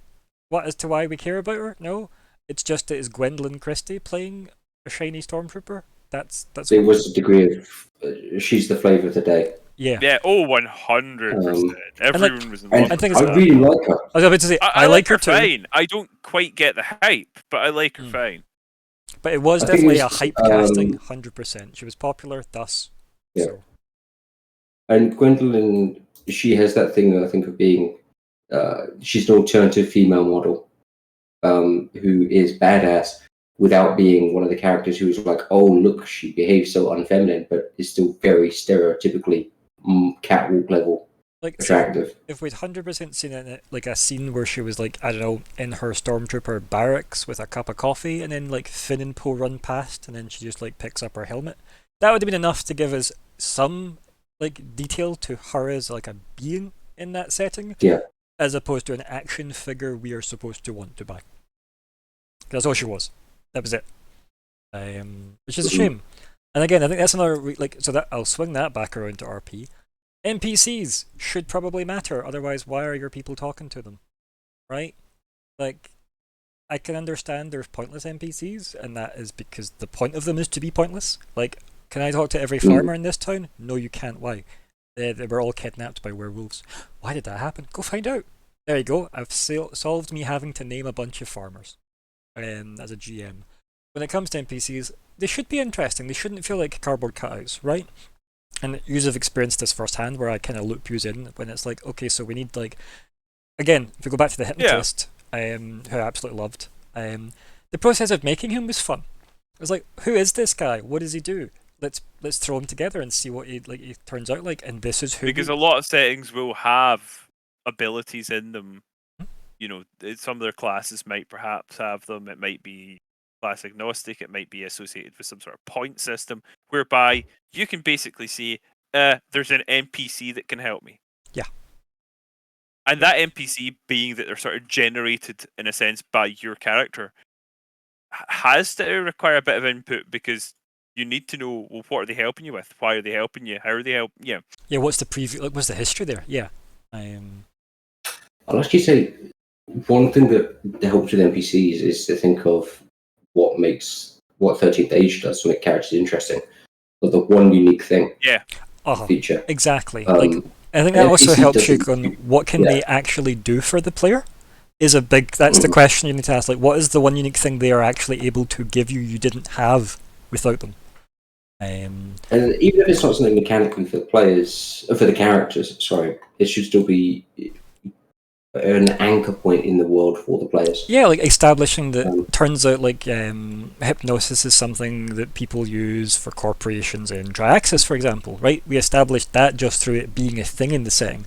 And also the fact that people can come from all over the place and go all over the place and make a life for themselves in the pack worlds, because it doesn't feel like you need to go to somewhere like, oh, if you end up in Akaton, you're stuck on Akaton. That isn't... I don't think I've ever given that vibe, but people revel in the parts of Akaton. Like, for example, when we had Grinning Durwa, he clearly enjoyed what he had there. Obviously, until that went a bit sideways. But, like, he definitely had fun being the kind of desert mob boss guy. The Jabba the Hutt, I guess, of Akaton. Whereas then you've got people, obviously, like that, the investment banker of Castroval versus... as a whole planet versus being a fairly well-to-do planet, Triaxis being well-to-do, etc. Like, we've never really like looked at Abalon much or Apostate, but we did touch on Abalon with obviously Lyco's backstory. Even just Absalom having the varied levels of like accessibility and stuff as well. Like, to me, it's kind of, it should feel important in a sci-fi setting to either say, is this dystopian or not? Because if it's dystopian, then there shouldn't be many options for most of the people in it, because it should be very limited. But I don't necessarily feel like that's what I wanted to say, and I don't feel like that's what Starfinder wanted to say either, right? With like the characters, like a lot of the places, yeah, there isn't a lot of great things happening there, but you guys all came from like reasonable backgrounds. Like, I think maybe your character was like Nyx's background, given that you had like 5 or 6 backgrounds, if we think about the iterations of Nyx. Like, they weren't all Akaton, right? But that's the interesting thing about, obviously, Starfinder and what it allows you to do with your, I guess, setting and the people in the setting and how you choose to interact with them. Because you could probably get, handheld nuclear catapults or whatever the fuck from Cubob, but it would involve having to talk to the guy. And that in itself is a great decision maker, because we don't want to talk to him because he's awful. Yeah, don't think too much. Yeah, versus going, why don't we just go talk to the lizard, secret police lady, and get weapons from her, because we know the Vesk make decent weapons, and she probably has access to some that she could probably spare. Like, stuff like that's interesting, because again, you were given, like, I don't know, you had a lot of options for who you could go to ask for like stuff or money or whatever, and it really came down to who do we want to ask, not what's the easiest for us to get new gear. It was, who do we actually want to ask? And that was a bit more interesting, because again, it tells me I've made those characters feel different, which is important. They weren't just, this is how we achieve the goal, because then you would just have went to the easiest one, right? Yeah, and I don't think I've talked previously about my view that characters shouldn't just be efficient, correct decision makers. Like, the decisions you make shouldn't just, like, in a video game. This is the problem I have with video game role-playing games in general, is that if you're given a choice and one choice leads you to shiny loot and the other doesn't, 9 times out of 10 or more, you're going to choose the shiny loot. Yep. Not what your character would do, but what is. Where's the reward? Yeah. Experience. Yeah. Because you don't want to miss fiery sword. Yeah, exactly. Is this Fable issues you were having? Alright, Fable issues where it goes, do you want to save your sister for the story, or do you want a cool sword? And I'm like, I didn't play the first one. Oh man, you missed it. The first one's great. Anyway, I like the second one a lot. Continue your thought process though. I liked where you were going. No, generally that doesn't translate to RP, but people might think it does at first. And some people may need to unlearn that, but there's no reason it should be the case here. There was, see that guy I was talking about that gave advice out, right? He had a guest on that was like another GM, I guess. He was like having people join him on his channel or whatever. And the question I jumped in on was him talking about how he has a character in his game that constantly gets into fights or kills people. And he was like, how do I discourage that? Was the question. And he goes, okay, what's he playing? What's he doing? Like, why is he doing it? And then the question came up, like, he's playing a particular class. I think it might have been Blood Hunter, but it might have been a variation of Blood Hunter from 5e. And goes, so if he kills someone, he gets X health back or whatever the mechanic was, right? And then, like, rightly so, the guy giving the advice was like, well, he's incentivized to do that. That's what his character is designed mechanically to reward. That behavior. So if you have designed this class, because I can't remember if the guy designed it or not, then the issue is that that's what you've asked him to do. That's what you've told him is the right way to play.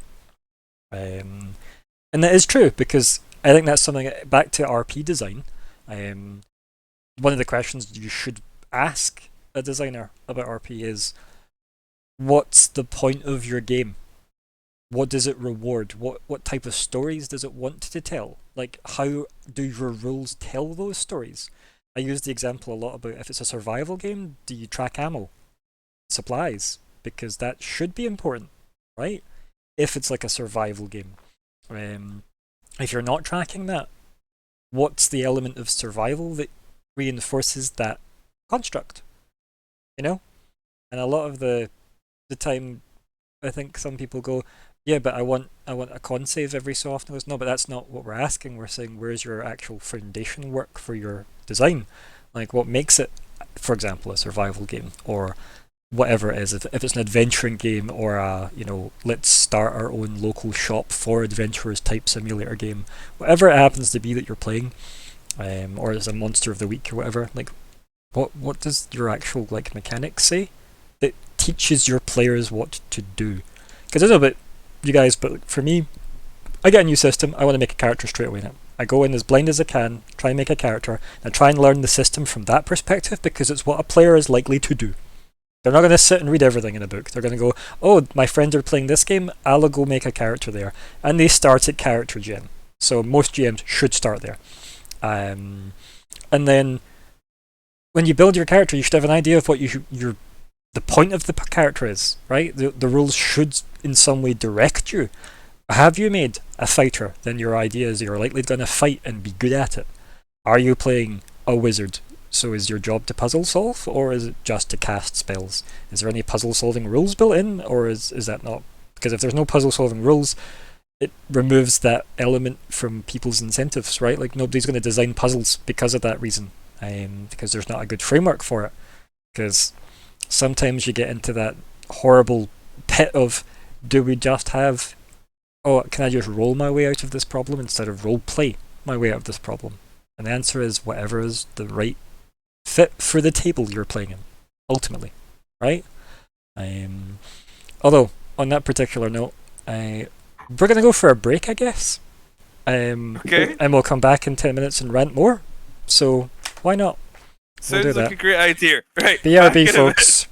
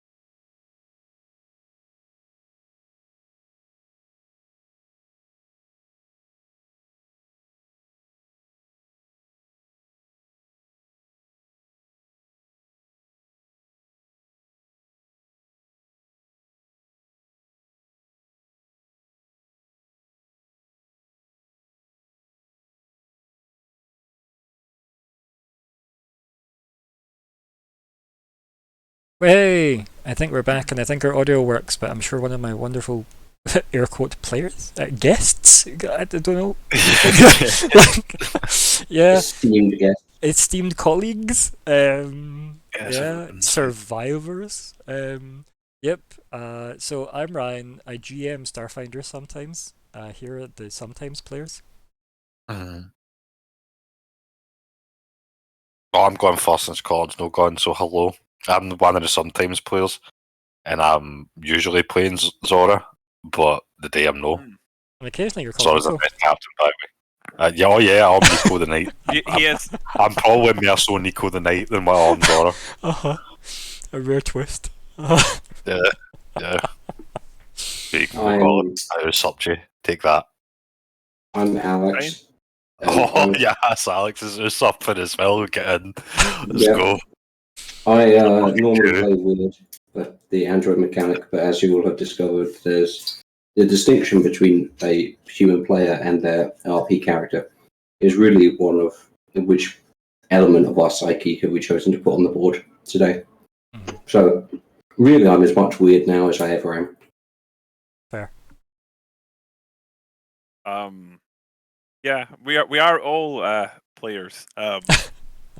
In All many Roger states. senses. Yeah, and in all the words is indeed yeah. And also other quotes from one Billy Shakespeare Excuse me, are that was Alex original. or possibly Patrick Stewart. I'm not sure. Same person. So yes, I am Colin, and normally I'd be playing Lyco Quint, but we've been in a bit of a rant, sort of chat show format tonight Yeah. for some reason. Yeah, I don't- that reason probably being that we're Zegless, which may be a recurring thing, alas. Yeah. So I guess we just now for 3 years talk about Starfinder. Just until Zeg Yeah. moves to a different country or whatever, you know. Welcome to our new show, the Meta Game. Yep. Mm-hmm. Hey, I like that. I like that. Yep. Can't believe it's not a thing already by someone, but if indeed- Because it almost certainly is. Yep. yeah, Probably must. is.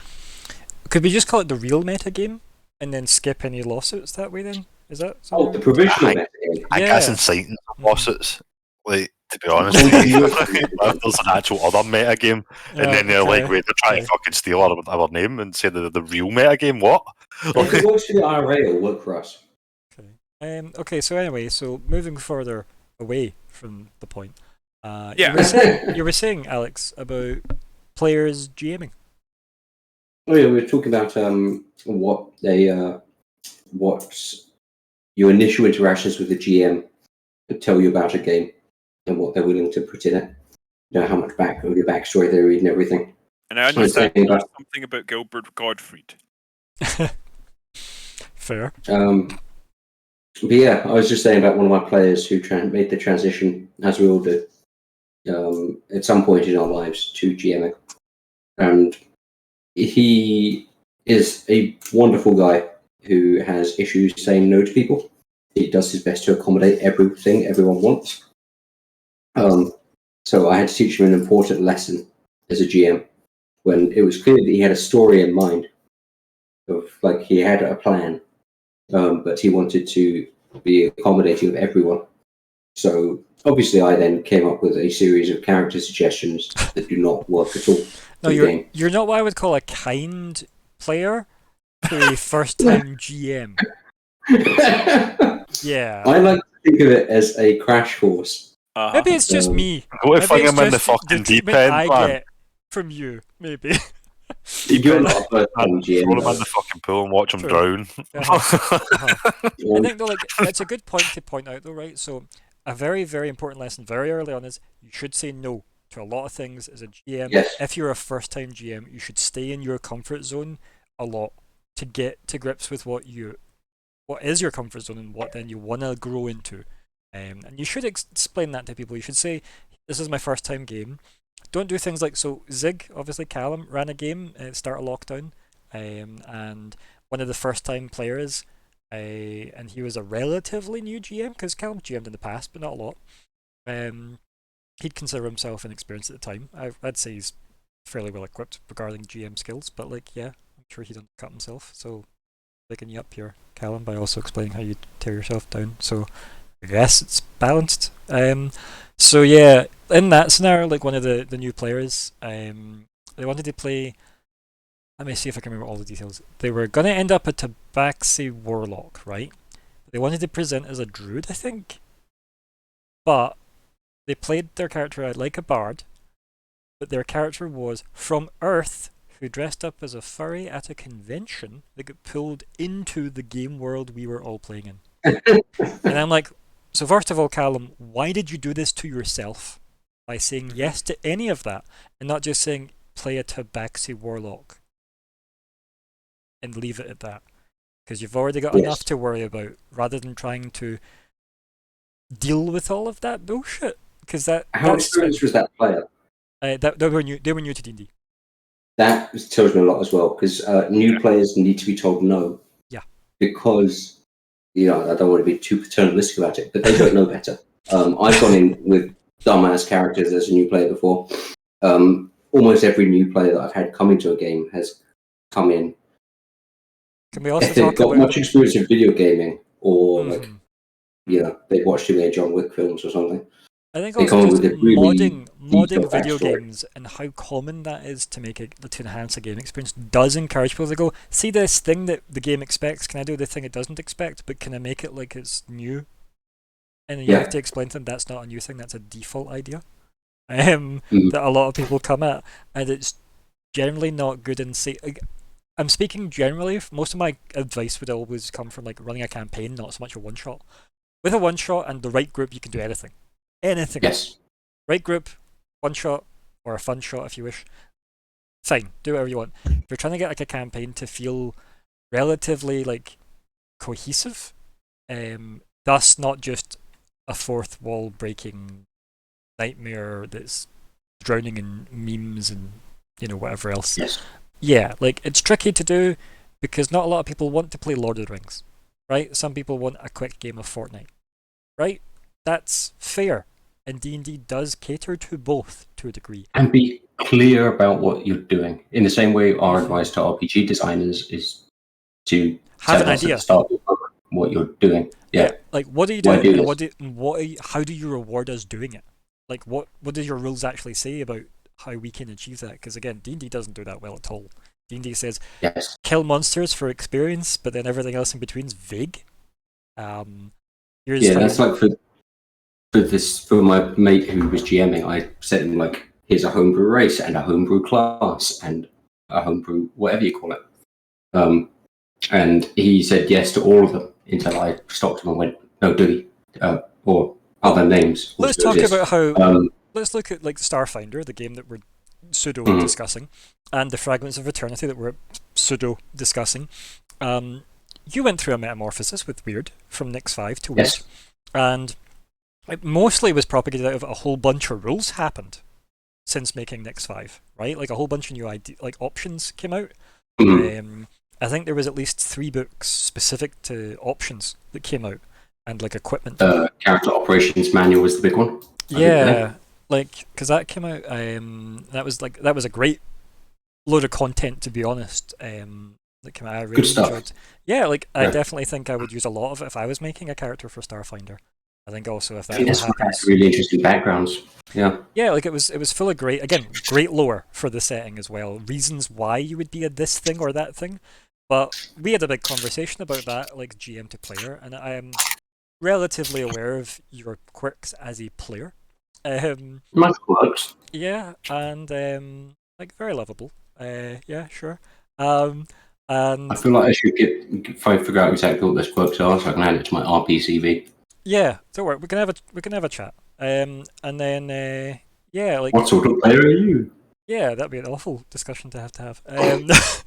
Because I know I'm an awful player. Anyway, so on topic, you made a character that says go build something that you'd want.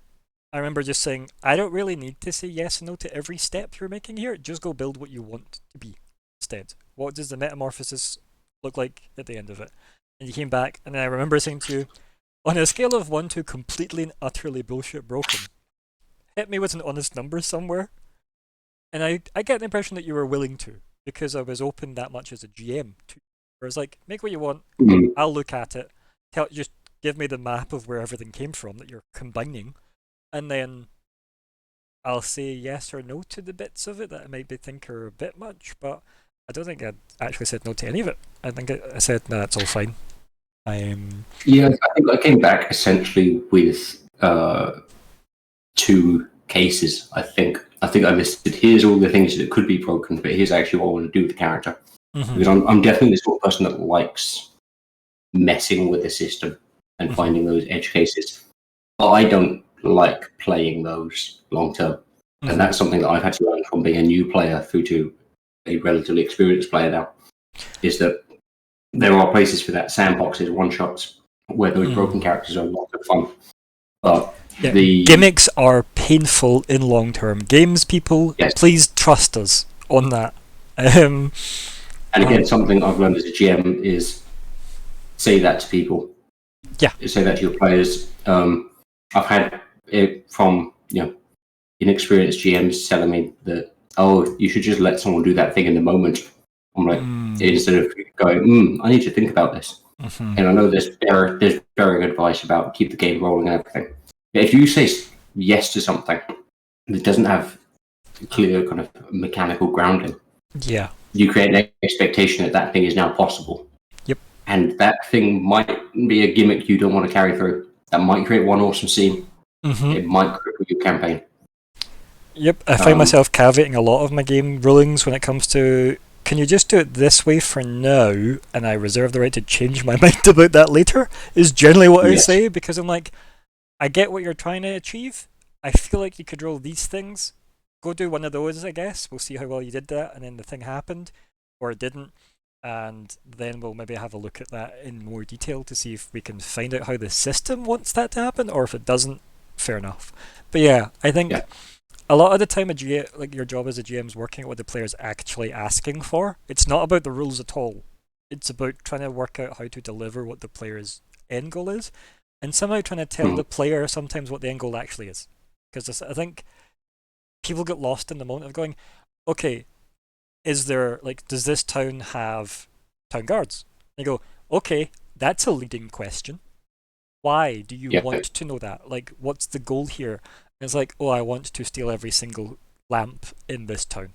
You go, okay, I can now answer that. That's probably possible. Because you're smart enough to work out the rotation or whatever. And there's only 5 lamps, right? Like, there you go. As a GM, you're fully equipped to answer it because your player isn't trying to hide or reveal their master plan to you.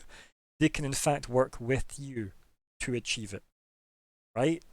Or the GM can then say, this is one of these towns where if you did that, you'd lose your hands. Yeah. So do you want to take on that risk? I've definitely had that with players who are wanting to be like, oh, I want to watch the guards and figure out what their rotations are and everything. And I've got to be clear and be like, okay, I actually haven't got the full rota of guards' behaviours listed out. In a medieval setting, probably don't have a 15-minute rotation, walk across the wall thing. But yeah, definitely at the time, which I had known. That's like a simulationist answer, right, as well. Like, you don't need that information. You can literally just say to your player, roll the thing that lets you learn it. You have learned it. Yes. You can now exploit it to a degree. Done. Yes. There you go. And I do wish at the time I had thought about why does the player want this? But my game massively improved after sitting everyone down and being like, okay, tell me, or tell each other in a PvP player-to-player interaction what you want out of a scene. Yeah, I think there's a lot of times where players will just stay in the character level as if they go, it'll be cooler if they discover it when I reveal it like a TV show. And it's like, you're right, there is an element of if you can pull off a cool thing. But it's a cooperative game, and sometimes derailing stuff in that way is tedious for a lot of people. Instead of saying, okay guys, I think what I could do is I could probably get that document from the mayor's office without us having to go through all the drama of fighting, I don't know, whatever bandits or goblins you have to fight to get the document you need. Do you want me to do that, or are we happy to go kill goblins? Right? Like, that's a great conversation players can have. Doesn't ruin the game. It's literally saying, my character is able to do that and is inclined to do that. And if nobody specifically wants to stop me, I might actually just go and do that. So as soon as we go out of town on the goblin hunting quest, I just go, by the way guys, I got the document, let's just bail. Right? That's something you can totally do. obviously I've started using the term player agency moments to try and force those interactions to happen because I think it's healthy. Hams. Yep. So very, very good though to have a palm moment, because better than a face palm moment when you have to cringe at your players ruining what you might have wanted to set up in your own secret plan versus their own secret plan that ends up becoming players being unsatisfied with the cooperative game they're trying to play. Yes. Don't have a secret plan from everyone. Be what my ultimate advice there, because if a character in a TV show has a secret plan, they're working that out in cooperation with the writer or with other characters. Include someone else in it. I pulled it off in a friend's campaign where my character was a secret sibling of someone else, and we kept it boiling underground with the GM and the other player for 3 or 4 years.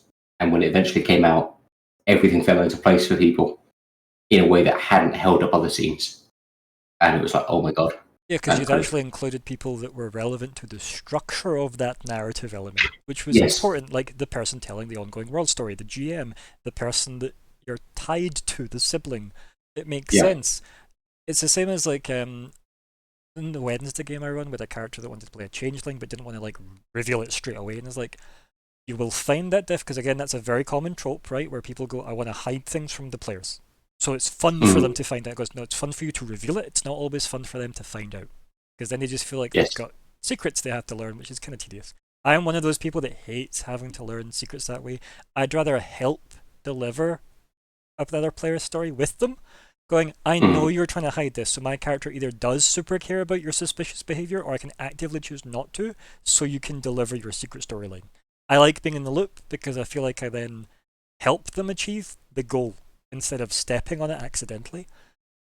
So that player, even if I don't know your secret, tell me that you have a secret. Yeah, tell me you're trying to hide something, but you don't, like, you want to reveal it at a specific dramatically appropriate moment. Good, I'll wait for it then.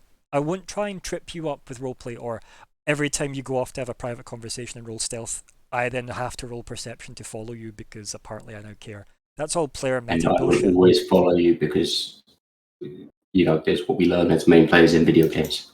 It kind of leads me to my next point as well, is in a game as well as a GM, don't ask everybody to roll the same skill unless it's a global skill that makes sense, and that's rare, in my opinion, because ask them if they would roll in the situation is a better approach, right? Also, take care, Siren. Thanks for joining us on our rant. Godspeed. And thank you so much for the bits. Thank you very much. Much appreciated. Enjoy 5:15 a.m. I remember that time. Yeah. In the mountains. So like, yeah, like I remember the scenario that I had. But ultimately, the point is what you really, really, really want to do with the GM, player, and player dynamic, because it is kind of a triangle, right? There's your relationship with the GM and your relationship with the players, if you're a player. All the best relationships are. Exactly. Yeah, screw circles and squares. But time is a broken triangle. Exactly. But like ultimately, like what you really want to do for the, I guess, the health of a table, ultimately, is be open with each other. Like, if I go back to the changeling storyline, it was painfully obvious that the character was up to shifty stuff, right? But looping the players in on a lot of it helps them not feel the need that they need to solve that. It stops detracting from whatever the actual plot of the game is. So if the plot is, you know, if I use our Wednesday game specifically here, Colin, like if we say, stop the wedding, for example, if that's the plot, but then some new player turns up because they joined the game and they're super shifty, you'd think, why are we actually associating with this character? At this crucial point in our, you know, quest? You wouldn't. Yeah. It's dumb. Make a character that cooperates with the story. And sadly, that does mean you need to shape your entry points, right? In my Friday game, I designed a plot element called Celeste, who literally just says, I need you for reasons, go in and you'll just know the players. And if you say my name to them, they'll know who you are. It's a nice, very Deus Ex Machina way of just skipping the part where they have to learn to trust each other, because their boss said it's okay. A bit like in Star Trek, you get transferred to a ship because here's your Starfleet record and here's why they trust you, because you're in Starfleet. Done. Right? Still be shifty if you want. You still be a Romulan spy if you want, but at least you've got that in the plot and the current quest. Yeah, I guess that's kind of fits in with the idea that stories are interesting because you get to focus on particular conflicts. So don't put in extraneous conflict, whether it's conflict between you and the system or conflict between narratives that like a human from Earth don't benefit from going being to a conflict. convention that's a furry that turned into a tabaxi, transported to a magical fictional D&D world. Yeah, like that. Don't do that to yourself. you enter my magical realm. Right, exactly, Yeah. exactly like that. Yes. Yeah, which story takes primacy here? And when stories come into conflict, one of them will win. And the good thing is, If we're it's not. your personal backstory, you in a big epic campaign, usually the most common thing is for you to go, actually, my personal backstory isn't as important as saving the world. That's why you make your personal backstory saving the world. Yeah, yeah, Yes. 100%. But like, I think the good thing there is to very clearly state what we are not saying to people that may or may not jump to conclusions is the GM's story shouldn't necessarily be the most important one. You can incorporate character backstories to be the main story, so long as it works in tandem with your story and it isn't, And equally, backstory can just be backstory. Yeah, it 100%. doesn't need to It have can be your something past. that travels forward with you and gets resolved during the. Sometimes your character's parents are just dead because your character's old, rather than because the warlord Bangthrax slaughtered your village. Yeah, and then they come back up later to like haunt you in the future or whatever. I have definitely designed characters where I have stated to the GM, I have designed this part of my backstory because I think it justifies why my character acts the way he acts now. However, this doesn't mean I want to meet my parents or whatever in this campaign. Yeah. I don't want that to be a plot element for this character. I would note that my first character, partly out of confidence, had everyone in his backstory already be dead. Yep. And again, it's a handy way to, like, obviously cut a lot of ties for complications, especially for like new players, right? On the flip side, though, it can be a very good support network for new players to come with comfortably pre-established NPCs. Like, say, I am the son of the Archmage, for example. That's fine. It makes you an important part of the story, and realistically, if you're playing in a campaign level quest type game, not just a dungeon crawl, you probably should be somebody important, right? Mm-hmm. Insofar as, are you the air quote narrative chosen one who's from a random village, or are you the son of somebody important, or the daughter of somebody important, or just the child of somebody important? You could even just be because... Sorry, No. Because that's sort of a superheroic system. For instance, you're using like I do the Archmage, where we're sort of leaning on 13th again. You should be important just because like what you can do is in and of itself a big deal. Mm-hmm. So like even if you were nobody, very quickly, you can do X. There are 5 other people in the world who aren't the icons that can do X. Yep. Yeah, it's kind of again coming back to that one unique thing in a lot of ways as well, is that even if your character isn't politically important for whichever major political faction is at play, they should still be important in a specific way. So, like, in my campaign, I've got the one person who was sacrificed as part of their culture's regular religious practice, who actually escaped and fucked off. Saru. Is the only known person to do that. I've got the renegade changeling who doesn't really want to just blend into the background.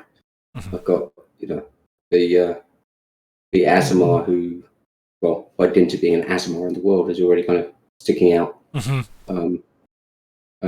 I think what else got found. It's interesting because a lot of the stories that come with these characters often are like fully shaped by like usually the race they pick, right? When it comes to those options, specifically like D&D and various things like Starfinder as well. I just find that, see, when I looked at the Starfinder book, I opened it up and saw that it was a bunch of new feeling races. And then it wasn't just here's elves and dwarves, they were way at the back of the book. In the almost optional. in the almost optional section. But it was like, here's Lashunta and Shirin. God, the Shirin are so cool. Like, I really like them as a race. I love like Nazmekeklik from our game. Like, and I just think they're it's a cool race because they're like giant cockroaches, basically. They're psychic. I'm like, that's cool. And kind of terrifying. But cool because it's not a tiefling. I'm sick of that, right? Like, I ain't got nothing against tieflings. I just mean They're like not my kind of. you do my have kinda. the more commonly chosen races, shall we say? Not enough Aarakocra is what I'm saying. Right? Someone made a point recently on, I want to say it was maybe RPG horror stories, Okay. that how often, they didn't make a point that how often, but this is how I'm fucking phrasing it, so deal with it. How often do you actually see a member of a traditionally evil race actually played as evil? There must be 100 Drizzt for every, yes, I'm a cackling evil matriarch who poisons people and spiders, magic spiders, as a drow character, right? There's got to be 100 Sounds fucking Drizzt for awful. every one of them. Who's not? Yeah, true, fair. And Nico would have a lot to say against that character existing. And It's fucking you- evil, mate. you'd similarly go like, what ratio of tieflings are misunderstood victims of prejudice versus actual villainous cackling forces of chaotic evil who fully embrace the darkness in their heritage, you know? Then that does lean on the types of campaigns people run, where a lot of people are a bit iffy about letting True. evil characters exist. And I'm going to bring up Dungeon World again, because Dungeon World does have evil alignments within it, and I'd never say no to them, whereas unlike D&D and like Starfinder and things, I'd have issues with evil characters, because there's no guidelines on what it means to be evil as a character, whereas in Dungeon World it very specifically says, for example, it's the Thief class in Dungeon World, and one of the alignment options, I think you get, is it chaotic, neutral, and evil, are your three options you can pick. And the kind of triggering phrase for you to earn XP as an evil thief is you shift the blame onto someone else. Okay. And that, I like it because it explains that that's why you're considered evil in that There sense. are a lot of classes in D&D who, and I'm not thinking of Warlock here, I'm thinking of things like some of the Ranger subvariants, like in a setting where like they're moving away from always chaotic evil. The various different I kill monsters guys, probably a lot of them are pretty indiscriminate, right? And they're racist rangers. yeah, they're probably evil themselves. And the rogue class is basically inherently leans towards evil because they're all, whether or not you lean into that, mechanically you are a master thief. I think one of the issues here as well is that when you make your game very much a tactical fighter game, killing other sentient beings becomes commonplace and is no longer a distinction between good and evil. Yep. So Fair. the ways to portray an evil character become a lot more problematic and requiring safety tools. I've tried to Sorry, to like finish Alex's point there. Either go down the problematic safety tools route that usually the safety tools come too late for, or you go down the super comic book villainy thing, which I think is the better approach. Yes. If I'm honest, it's just usually done because nobody then takes it seriously. Like you can do, right? Especially because a lot of people want to play a slightly gritty campaign. Yeah, but then nobody the necessarily comic book like stuff gets looked at under a magnifying glass and then becomes very problematic. Or somebody takes the one aspect they really enjoy, but their version of what gritty means, and they need to talk about it for 20 minutes in a scene, freaking the other people out that could have handled it for the 5 minutes it probably deserved. You know? Yeah. Like, But that's what I've enjoyed with my party, exploring kind of more evil sides of the Fate, leaning much more on the body horror stuff. Right, okay. So also, Colin, sorry to have cut you off earlier. Please No, it's continue. cool. I'm just kind of interjecting. That's... what are you going to say, Colin? Yeah, I think I was going to make a point about like how when I meet these characters, I try and I tried to make characters who I think will be so not necessarily good, but they're not going to be the character who causes problems in the plot. And one time that kind of bit me in the ass is because Vanguard just was a bit too honest, and at least one occasion too unwilling to resort to violence. So you can definitely you it's hard because the game incentivizes combat, but you can lean into that. Like there is option there. It's just that I think the game as it's written and the whole sort of genre and the people that it attracts and the culture around it, we basically we're not playing train simulator, right? We want to blow people up with magic bolts or smite them with weapons or what have you, and we're incentivized to do it, and the systems put a lot of emphasis on it. But that's definitely, you can take a step back and say, look, violence doesn't have to be the default option. See those goblins, you've kicked the arse of half their party. They're not very brave. They're going to try and run away now. Yeah, I think that's on GMs as well. Oh yeah, 100%. Look at why does everybody die for the cause? Yeah. Like, in history, I think that's it's not been. So I think there's a video game element to that, right? There's a video game element to that where people come from video game mechanics and design. Yes. Just even from being exposed to it, not necessarily understanding design. And then they come into an RP and they go, because we've discussed this before with the example of if you're setting up an area to investigate and you want the players to get from A to B, don't make A, B, and C an option. Don't give them that. There should only be B as an option. So terribly weird phrasing. But like, for example, you can't say, as we discussed, Resident Evil's grand old amazing days of having their wonderful back shots, and you can't get through that door because there's piled up garbage, because you can't walk that way. So you just can't get to that door. So you have to go to the only door you can click A or B or X or whatever on, and then it comes up, it's locked, so you go looking for a key and then you get through it. And that's how you solve that problem. And that doesn't apply to D&D because you can just firebolt the wall, right? Mm-hmm. And then you think, okay, cool, well, if I can just repeatedly cast firebolt, why can't I get through this door? Because there's technically nothing behind that door. That's why. And that's a design flaw from a GM point of view, because video games have trained them that way, which is fine. That's an understandable flaw. The other one being, you can have the goblins run away and you can still give them the whole XP. And the game should really say that. The rules should have that written somewhere really obviously, like, they encountered it, they overcame the encounter, and they resolved it. Resolution doesn't mean everybody's dead. Yeah, I was going to say, I think there's also an element in this of we are missold things in literature and pop culture about how things have worked, because I think we like the heroic last stand narrative.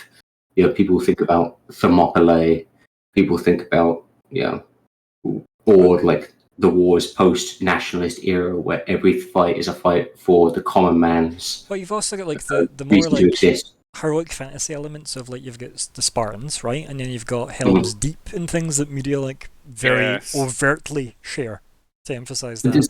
But those are like set pieces though. That wasn't the everyday. That's like a cool epic moment to have it like a capstone almost. You've also got kind of the view of the national hero in kind of modern wars, because then every soldier is carrying the kind of the weight of the nation behind them, and the idea that you'd fight through death.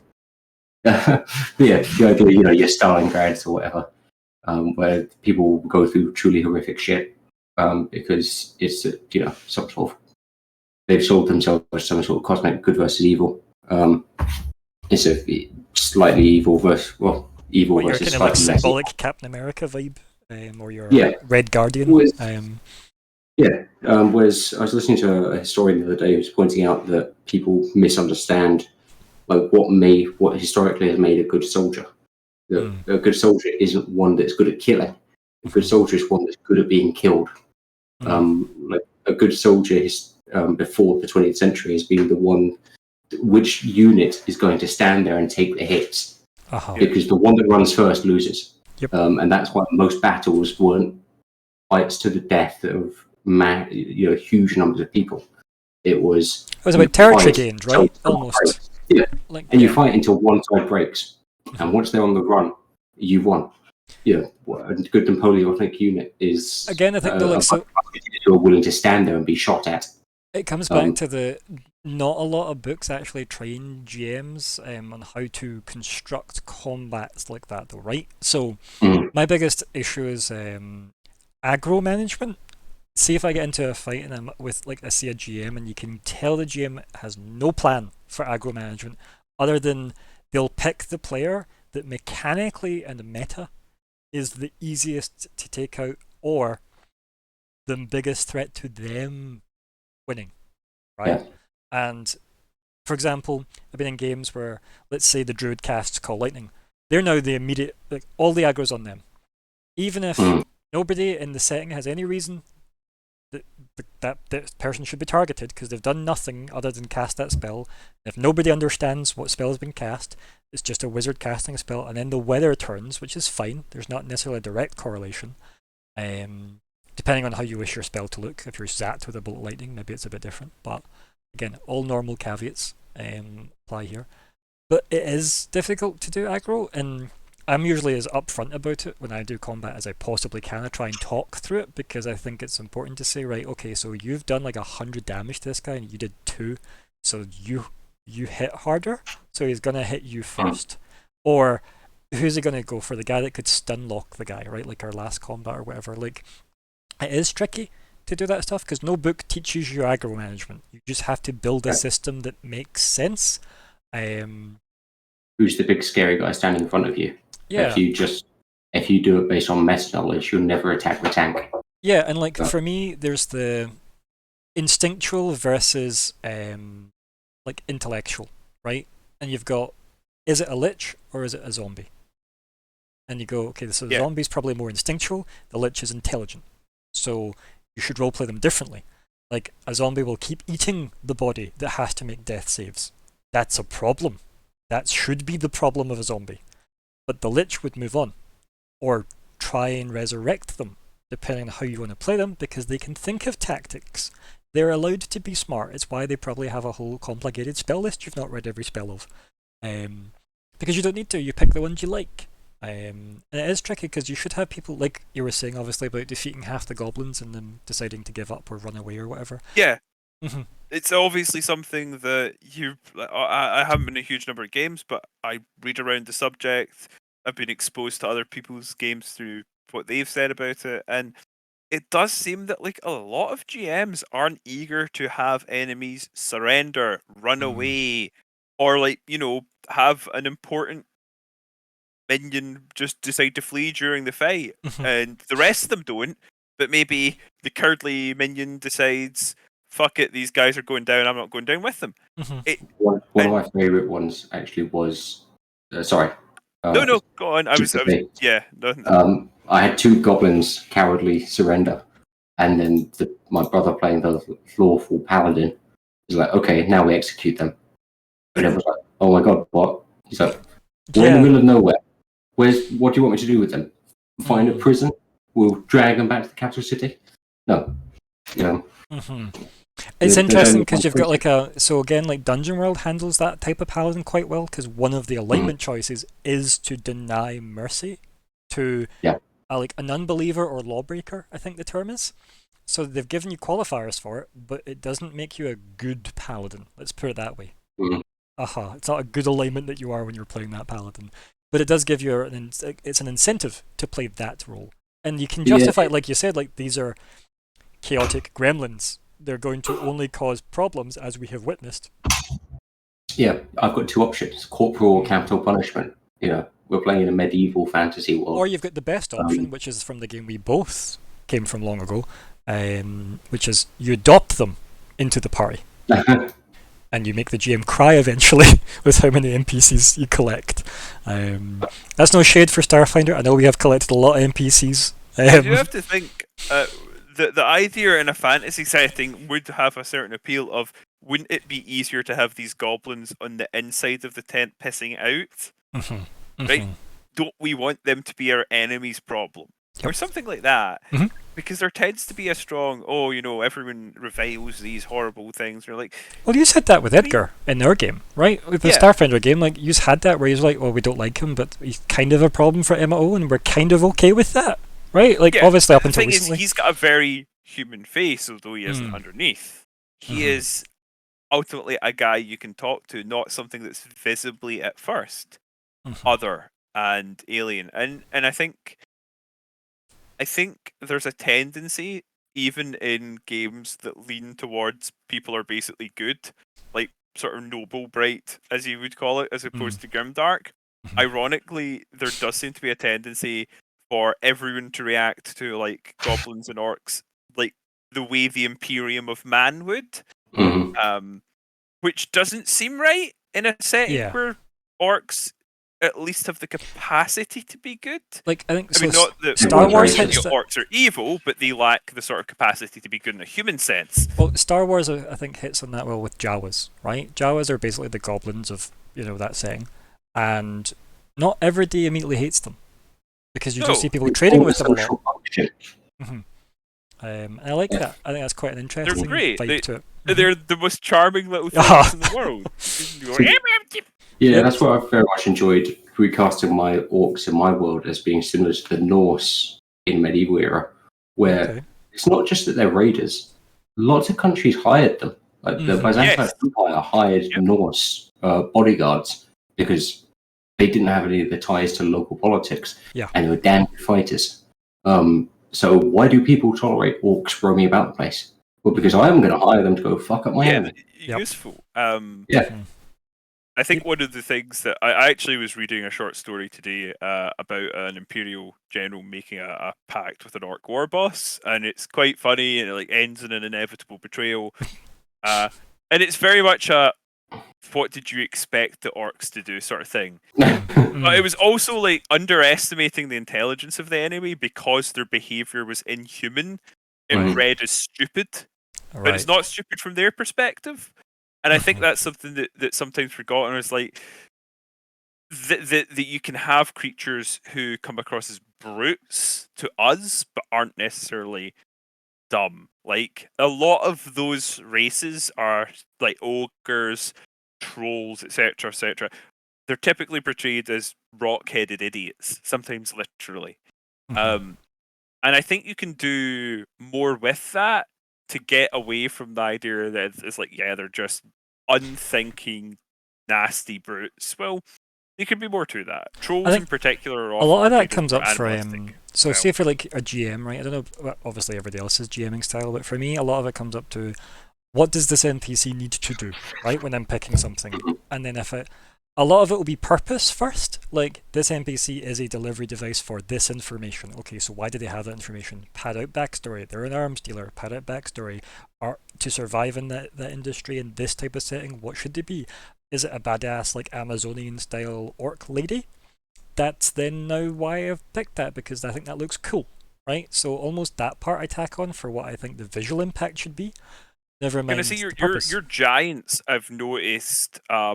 There's clearly variation in terms of how intelligent and how human-like they are, Yeah. behavior-wise.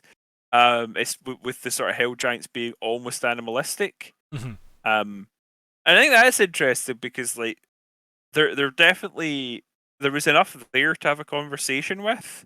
Yeah. And there was a lot of Um, conversation with them as well, which was good. Yeah, I tried to. Mhm. I literally resurrected an enemy giant I'll be honest, like, see as if it part of wasn't a like for surrender deal. Soden just deciding, fuck it, I'm gonna attack.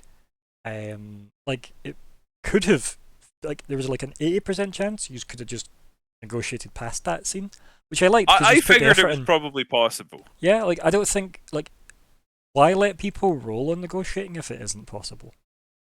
Right? Yeah. You can, like, I'd rather just say to someone, tell me what it is you say to them to convince them, and I'll tell you how it doesn't work. I'll set up the cutscene that way, because I think that's like when you're going, can everybody roll perception? And you go, okay, cool, what's this for? And you go, okay, cool, tell me who doesn't notice the ambush. Tell me why you don't notice the ambush. Is way better than saying, lol, you messed up and you got stabbed. Like, it's a different approach to it, right? Because, yeah, you can have everybody roll perception to see if they're ambushed or not. And then you've got the scenario of going, did you just fail and you're capitalizing on failure, or can you then include the player in story building by going, what were you doing that was more important than keeping an eye on your surroundings? Oh, I was probably finishing whittling that pan flute for my son who's back home, who is the reason I'm out fighting, right? There's a great reason why you were too busy doing that than looking around for goblins in the bush. Do you know what I mean? So that's kind of, I guess, my justification for stuff like that. When it comes to obviously scenarios, you should be able to talk to people that are intelligent characters, right? I mean, I don't mean like high intellect characters, just people that don't run off instinct, like a wolf, for example. You probably can't negotiate with a wolf unless you physically use things like food, right? Yeah, like the thing is, like, a wolf is intelligent enough that there is some degree of bargaining with them, maybe. Yeah. I mean, a hungry or wounded, like, lone wolf, no, it's probably just going to try and eat the weakest party member when they're asleep. But you could do like most loads of wolves, animal handling, and you could offer it things. You could heal it, right? Yeah. That whole like thorn in the paw thing vibe. Like, yeah, there's loads of approaches that. Well, I mean, a good GM should open the door to. To go back to Alex's example, like, there are tons of creatures that are not at humans level, but still clearly intelligent range that there should be the capacity to bargain with, unless you want to do like these creatures are literally just so different than us that we wouldn't even know how, and that's fair enough, and it doesn't necessarily have to make them evil. But I do feel like there is a default of like, you have to kill the goblins, you have to kill the orcs, and maybe they don't even necessarily treat them as evil, but they're nonetheless just treated as something like, oh well, you can't. And I think that's really, if you're going to do that, you need to, I think, if you're going to do it in an interesting way, do it similar to Alien, where it's not, they're treated almost as a natural hazard rather than a they're a looming existential threat concept kind of type thing. They're a horrible thing that happens to you. Yes. They're not characters at that stage. I think that's the reason why, like, you've noticed playing in games like I do, and obviously Colin, you've had a lot of experience of it, Nico's a lot too. Now, Alex, you've had 3 years of it now. I don't put waves of mooks in front of you guys a lot, because there's almost no reason to a lot of the time. Because you are smart enough to avoid waves of mooks, generally, at the levels you end up playing. Not that I would always mind waves of mooks, because but fun. Like generally when that happens, it's things like, if we go back to 13th Age with ice zombies, right? We had lots of those. I've obviously used ice giant zombies recently as well, and you know that there's more out there. You know that from this seems to be the threat of this particular zone, so it's kind of up to you to avoid, ideally, or engage, up to use. And for me, a lot of it's am I just simulating a grinder effect here so that we can just get some XP? Is it just like a gratuitous violence scene? Is that what we're doing? Is this like a 300 novel? Or is there a point to the scene? Is it somebody like, for example, like a more interesting scene is you go to a village and instead of being attacked by the town guard, you go to a village and you see there's one guy mind controlling commoners to attack the group. What do the party do in that scenario? Because you go, I know I can kill all of them with burning hands, but I don't want to, because they're not in control here. It's always more interesting than can I. Yeah, and it's better because then you have to actually like negotiate with the evil mastermind in that scenario, or just get somebody flying off like the rogue who snuck around the side to throw a dagger to break his concentration, and then get everybody to actually like attack the main guy and free the entrenched people mentally. Like, there's a lot of good options there, but a lot of it just involves deciding what your story is instead of being told what you should tell your story. When you look at the book and go, well, here's what like Critical Role did, so that must be the only way to do it, or here's what like Star Trek did, or here's what Star Wars did, whatever your influences are, because you'll always be influenced by them. But saying, I want to do my little bit, do that, it's fine. Playing with tropes, completely fine. Relying entirely on tropes, if it's a shorter game, why not, right? But in longer games, as we've said, gimmicks are dull. They burn out. Like, we've had some gimmicky things we've attached to our characters, like obviously Lyko with his conspiracy board and stuff, but that just felt like it made sense, especially when we've joked about it being like a holographic cork board. Like, Yeah. that's cool because it's a trope, but at the same time, it's like in the setting as a trope at the same time. And tropes aren't bad. You will accidentally into them anyway. Yeah. Yes. So, and you shouldn't just say no to them because a player brings it up at the start of a game either, right? You should explain, going, what do you want out of it? Because that is the main thing. Is where do you see happy with this idea? Is the biggest conversation you need to be able to get to, as somebody engaging in a social activity, asking why someone's doing something is the most important bit.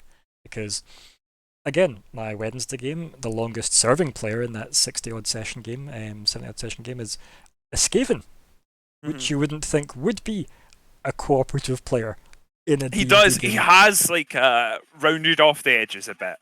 To be fair, I mean, but again, a lot of that was because not being that versed in Warhammer at the start of that particular conversation, and him being very eager to play some dysfunctional rat monster, and I'm like, okay, you're gonna have to. I know. I was already. There is even a connection there as well. That's the beautiful thing. Yep. It's Callum's the reason I know Alexander. So yep.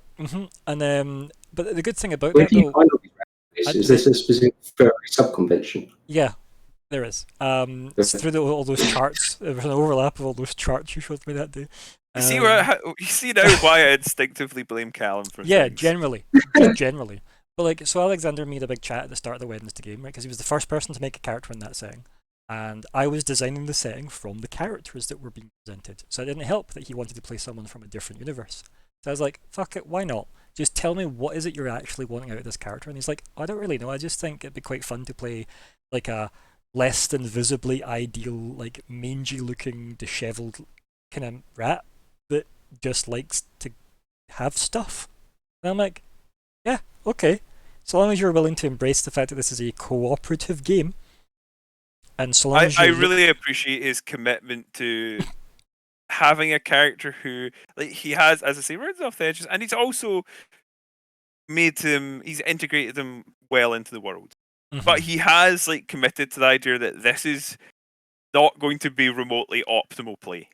Yeah, but he also statistically surprisingly effective, but not remotely optimal. I was going to say, Alexander is very good at committing to the monster he makes, and also accepting what is good and bad player behavior, and also being willing to broadcast what his intentions are, because sometimes he fights that instinct, because again, not everything everybody does naturally. You don't necessarily broadcast what you're trying to achieve, but that's a good thing to do as a player, is saying, what am I trying to do in this moment? Please help me achieve it, everybody, including the GM. Don't fight your GMs, people. Your instinct's there. Don't do it. Treat them as a buddy to help you achieve stuff. Yeah, Alex. But yeah, there's loads of good stuff you can do there. And like I said, I think because me and Alexander had that very, very distinct chat at the start, saying as soon as this character starts becoming disruptive to the player level, that's when there'll be an issue. But so long as the players are enjoying the interactions that character on the character level achieves, doesn't really matter what he does on the character level, right? As long as the table's having fun, that character can do whatever the hell he wants, so long as the players are all okay. Because those two levels are super important to keep separate. Players should have fun. Characters, do whatever you want to achieve that, so long as everybody's on board. But don't just have it that the loudest voices are on board, or the ruler of cool is on board. Make sure you're regularly checking in on people, right? And be prepared for people to not like your game. You should probably expect it, to be honest, because again, look at this game. This game's been 3 years in the running, and I know there's definitely been elements of this game that you guys haven't enjoyed at separate points, or perhaps altogether. But that's, you kind of just, I would be deluding myself to think there was nothing wrong with this game, right? You just can't do that. It's not a thing. Because I'm one guy writing a story, I'm trying to incorporate your backstories and your character drives into that story. I've got Zig involved in it, thus we have to do the story several times. So it is, it's no offense, Callum, but it is tricky to deliver, I suppose, as a GM. And why do it yourself when you can include your team, right? Because it's meant to be cooperative fun. Shouldn't be, oh, I can't wait to fuck them over this week. Also, I'll just say this before you jump into your your thought, and I'll finish off my thought by saying, GMs, Sorry. see when a player gets excited and tells you something that they're like looking forward to, your immediate thought will be, how do I ruin that for them? Put that thought in the bin. Just quickly put it in the bin. Don't even engage with it. They say, oh, I can't wait till I get this ability. Don't have your immediate thoughts be, I can do this to fuck that up. Just let them do the ability. So Colin, And that's why legendary resistances are boring. Yep. Because people just go, I burn out 3 of them, cool, now we can use all our cool moves. Yeah, It's dumb. that is a bad way to handle the power of late game NPCs, player characters rather. Because basically, if you're getting hit with legendary resistances, you're attacking something powerful. Yeah. So my thought was just there, on the subject of intelligence of sort of villainous creatures. I watched a movie the other night called Primal Rage. Sometimes it's also called various other things because it's one of those films that has alternate titles and alternate subtitles for the titles. 2017 Bigfoot film, which was sold to me, actually not directly. Like I heard recommendations from various places, and almost all of them said, for the first hour, it's great. Right. And having watched it, for the first hour, it's great.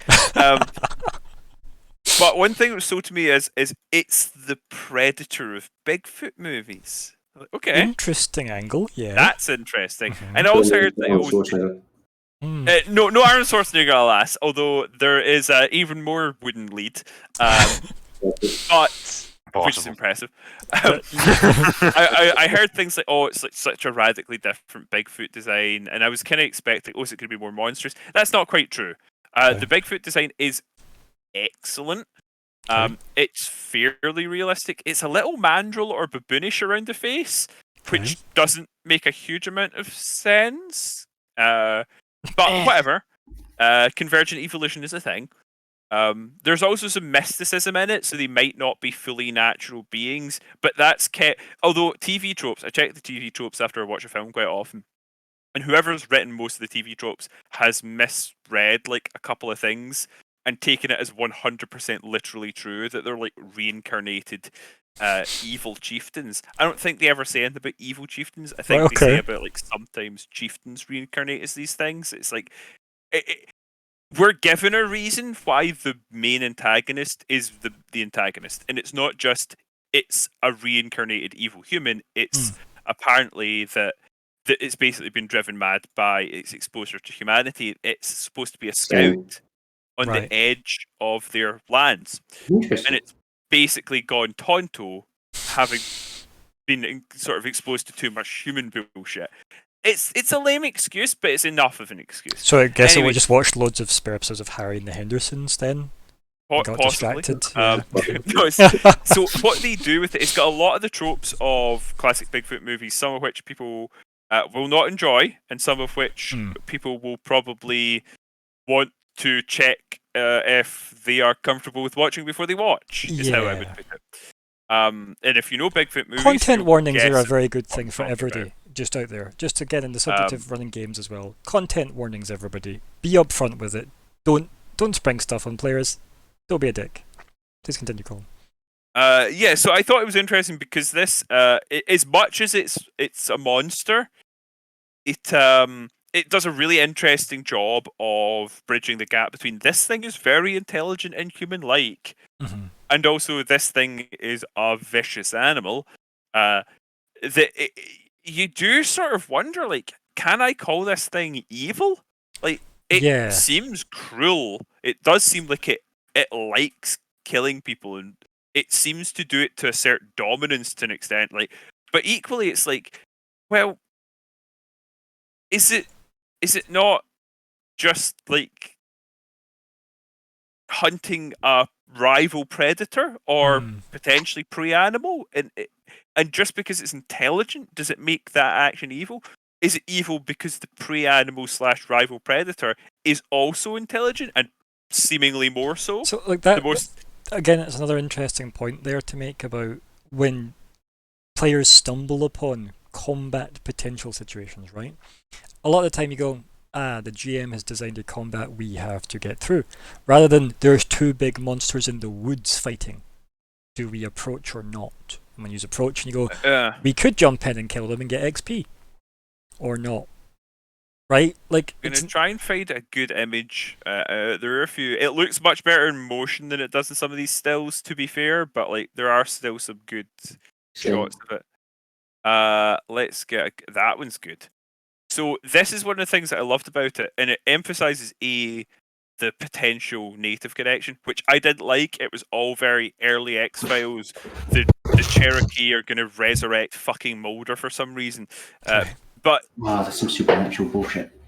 it's That never looks pretty explicit. cool. I think that looks That's pretty cool. so. The thing that I love about it is they're smart enough to not just wear disguises slash armor, they style them. This Yeah. one has made a vaguely skull-looking mask. Mhm. One of the shock horror, it has the spoiler that almost every film like this spoiler, it is the twist that almost every film like this has at the end, where there were more of them. Yeah. Yeah. No shit. Anyway, it's clearly an animal, right? Like, it's got to be one of a group. So one of them is literally just wearing like a cow skull. One of them is wearing like a bunch of branches so that it blends in better.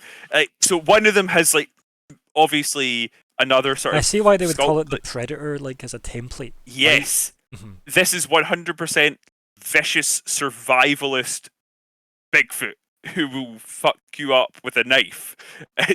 It's great. It's honestly great. And then the last 30 plus minutes of the movie happens, and the Native American bullshit crescendos with a Halloween witch.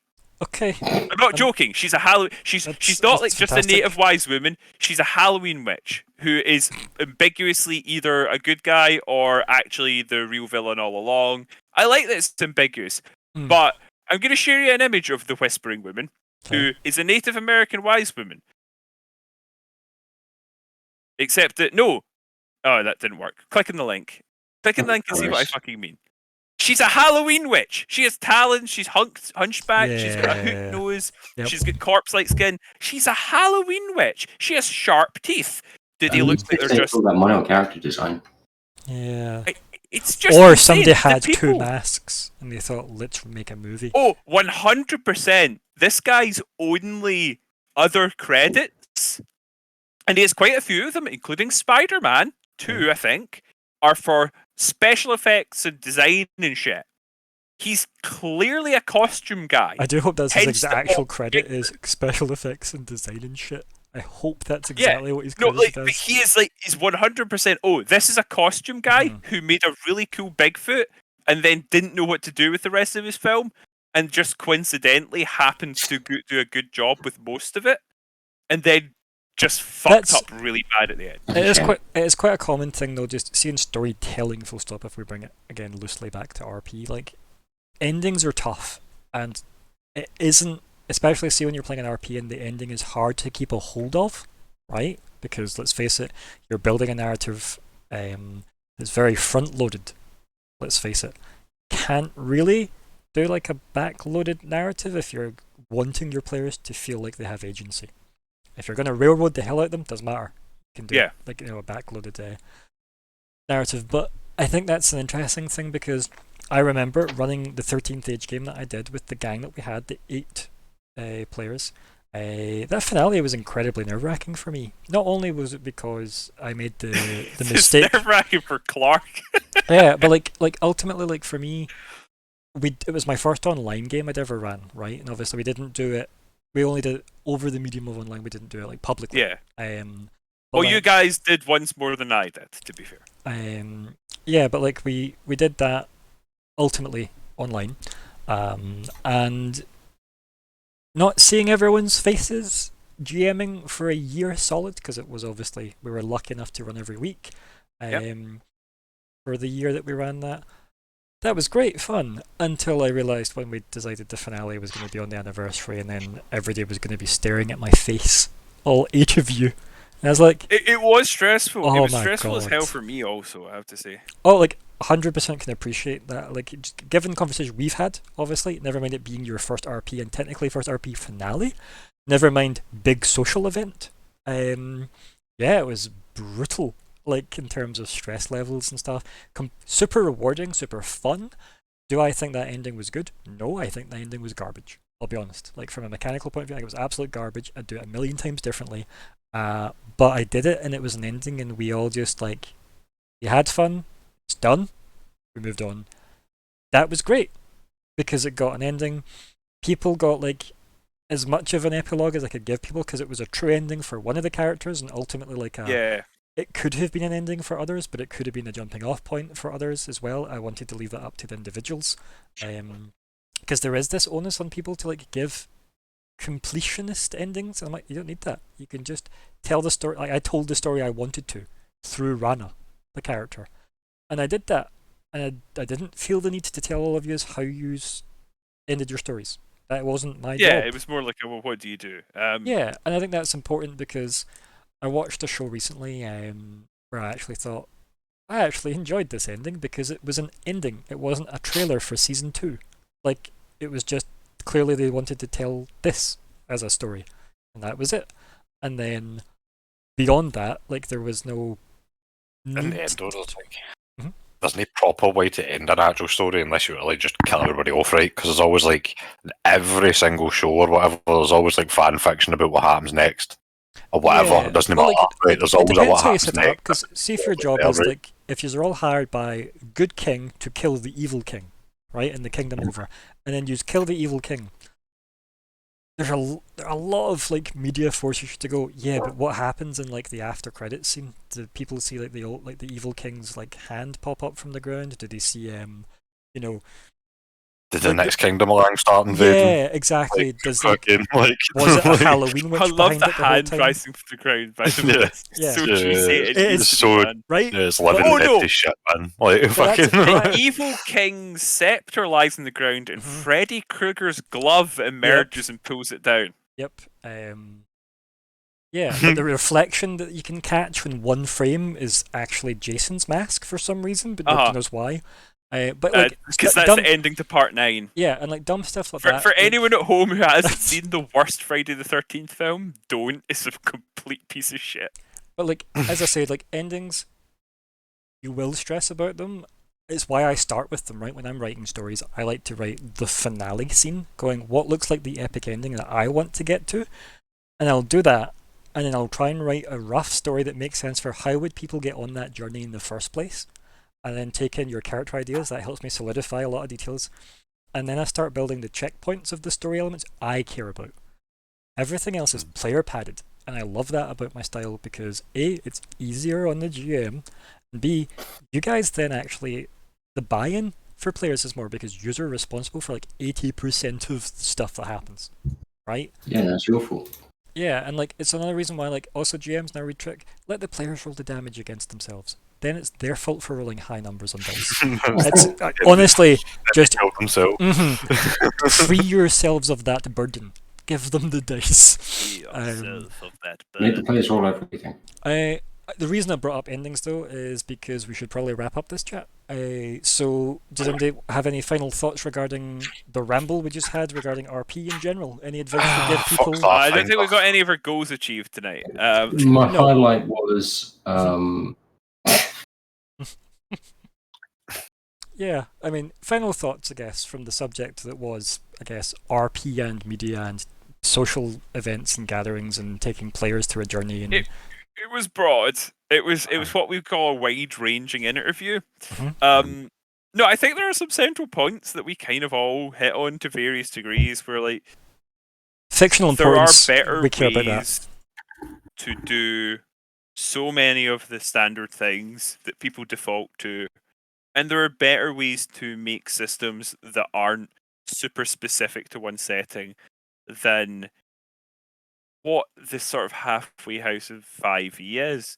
And I don't mind that halfway house at all, actually. I think it gives strong flavour, but without necessarily making it 100% tied to it. But then you've got systems like Genesis that go much, much further. So I think like there are definitely things missing, and now that we have an announcement of 5.5, Madness. you know, it is. if the trend continues apace and we see like the sort of roleplay renaissance bringing it more and more into the mainstream, then 5.5 almost has responsibility on its shoulders for the whole genre.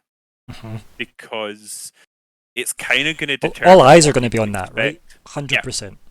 100%. Because Fifth Ed did. Fifth Ed brought a ton of new people in And sadly, and Pathfinder shaped their 2 expectations. didn't do what they wanted it to do, right? Which was reinvigorate people's love of Pathfinder, sadly. It just didn't. Yeah. It failed, sadly.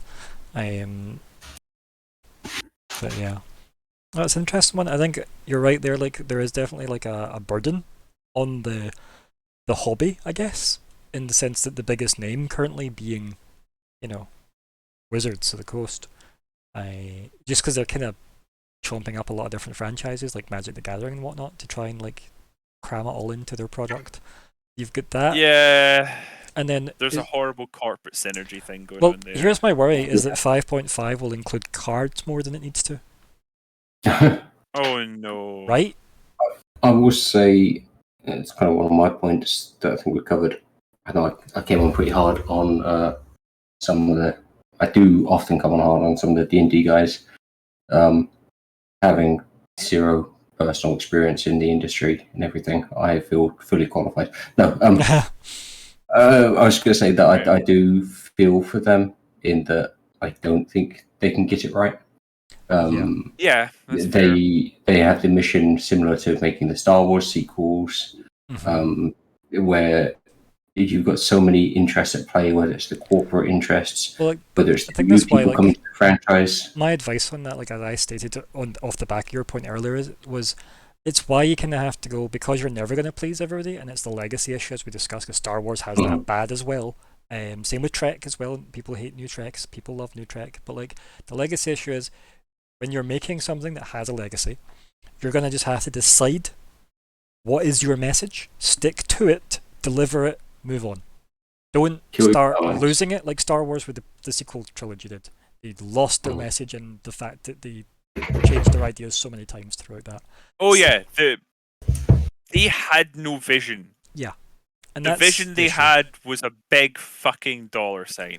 And like, obviously Wizards are a company and they're not immune to wanting money, and the idea that 5.5 is going to like pull more people in, because again, 5.5 will pull people in enough that didn't like 5th edition, right? Because it's not 5th, it's 5.5. It'll pull people in to say, like 5.5 rolling around could also be a great way to expand those. Like, there are so many things that a fresh, semi-fresh edition is like, it's a jumping on point. So expand, reach out, give us a system that can. Don't give us a fucking system like that's Warcraft, but oh, by the way, the Forsaken are vulnerable to Holy.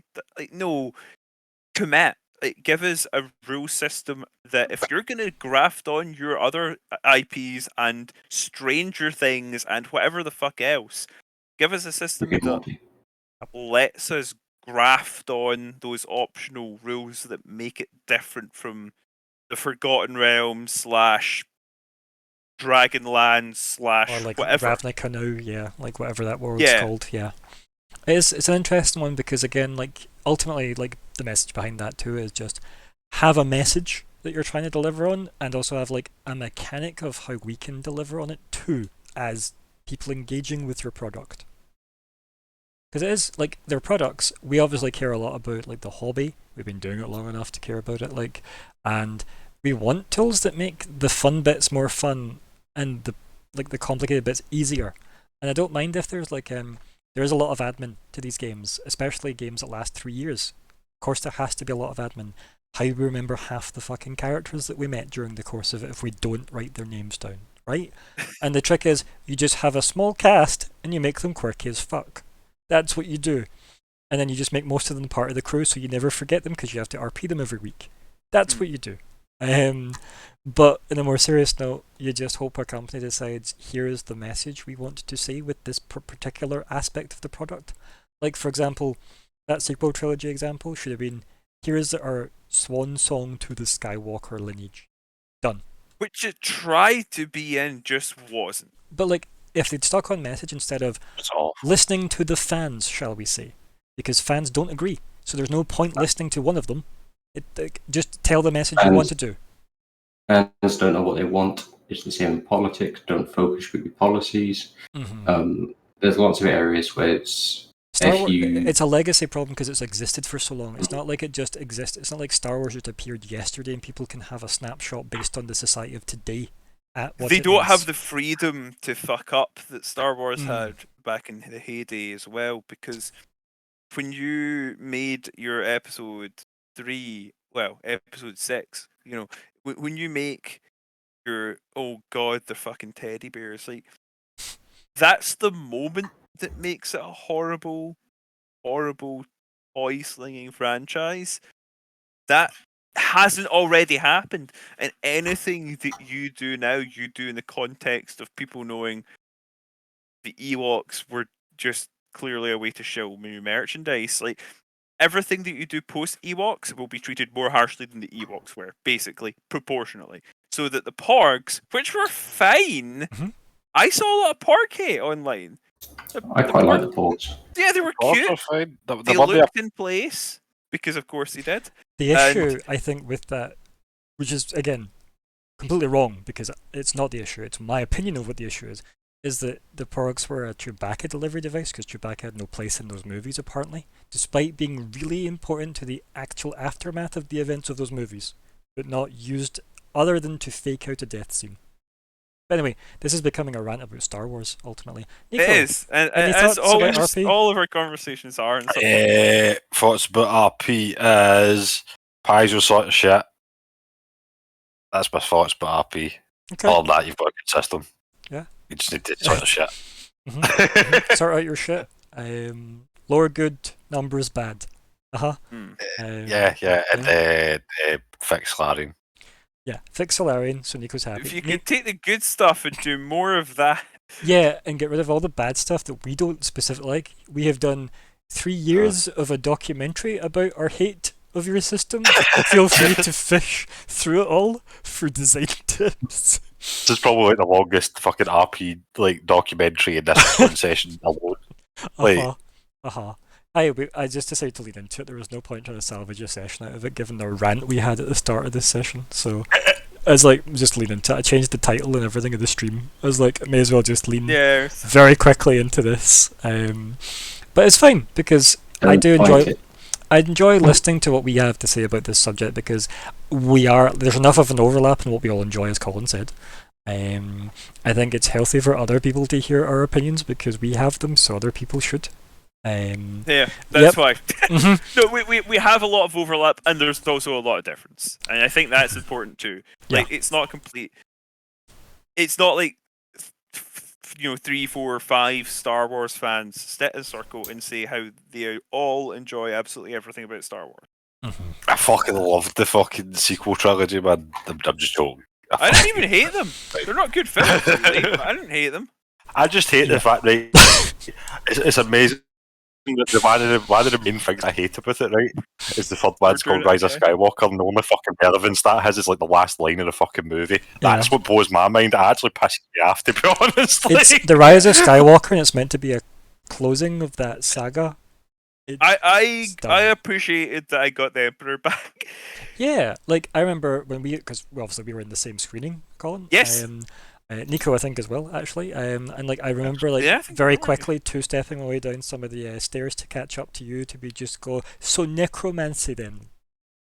Yeah, Just laughing, both of us just laughing because we had that same aesthetic appeal, except that he's actually a clone and blah blah. but then wasn't blah. because that was undone and then was redone and then it doesn't matter because nobody gives a fuck about canon anymore because again. If you can't tell the story of your film in the Mhm, fucking mhm. film, Mhm. I don't think it was a bother. saviour to the sequel series, and everybody hates that they brought Palpatine back, right? My But issue I is feel that- like the saviour of the 100% trilogy, man. Palpatine's the best thing about the series. Yeah. I really do think so, and that's sad because they just It's- shoehorned them in the My last issue is film, that man. George Lucas wrote a story about Palpatine without realizing it, and he tried to write a story about like Vader and Luke and all that, and it isn't really. It's a story about Palpatine. Like even the sequel trilogy that's trying to be a did kind of- goodbye Skywalker is actually a Palpatine story in It every kind way. of belittle the original trilogy's like but all of it really bringing them back, right? It did kind of belittle them a wee bit, right? Kind of made them fucking pointless, actually. But like, It's because they skipped the movie where we saw any of the stuff that was in that opening crawl that would have given any context to that movie. That's it is why. definitely the most egregious example of Star Wars just going, yeah, that shit happened between this film and the last. Anyway. Yeah, it is literally just shrugging, counting their money from making a Star Wars movie, and then going, "What? We gave you Star Wars. We slapped the name on it. Just go watch it for like nearly 3 I hours." like that they're willing to have a bit of a skip between films. It gives a sense of progress. It gives a sense, like, and they always have. this isn't So a it's not like a static newer situation. thing. Yeah, they always have done, which is good.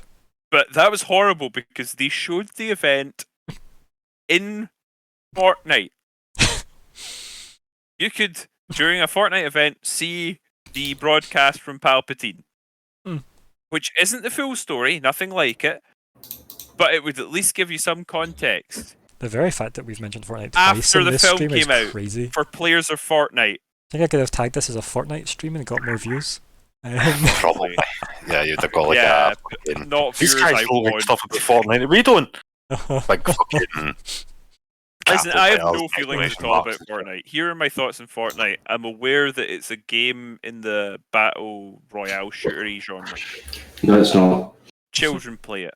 They are redesigning it to be something referred to as a metaverse, which is supposed to be the future of the internet. But really is just a further step in the digital enclosure and the corporatization of. The metaverse feels like somewhere Digimon would fight. That's all I'm gonna say. It sounds like more games as service bullshit to me. It's entirely cutting the internet up between 6 companies. Here's the real conversation, right? Since we're Jesus still God. talking about this, right? Where's the Digimon RP we all want? Right? I don't know, mate. I have linked it to you. Like, you say this, but we haven't been playing it. So where is it? Yeah. Hey? Okay, I will actually revisit my ideas for a Digimon powered by the apocalypse, and See? I will let you guys know Mhm. how Cool. it goes. So Is there an X-Files RP system? probably, Monster of the Week. but like Oh yeah, legitimately, shit. probably. So there is. Yeah, I know about Monster of the Week. Okay. Monster of the Week is really good. Right, so people in the comments that if you somehow made it through this conversation, well, tell us your ideas for what makes a good system in the comments. Like, Yeah, comment, like, and subscribe. Comment and like. yeah, you need to do it an odd number of times so that it actually Like, registers the first subscribe. time. Like you need to ring the bell 3 times. Mhm. I would like to suggest that 5.5 won't be satisfying to what we need it to be. Similar to Star Wars, I don't think you can do something with that sort of mass market appeal. Yeah. Within the confines of the capitalist system that we currently have. Yeah, I think like choose your battle, right? Choose your battle, tell your story, get out. Come the revolution, you'll be able to Abandon have the your- principles of intellectual property, enable lots of people to put different spins on the same basic bucket of concepts, and allow society to collectively agree on which one turns out to be the best solution, Yeah, instead of force feeding it to us and expecting us to pay for the privilege of doing so. So what I'm saying is game design is good, Hasbro and the other corporate overlords bad, and yeah.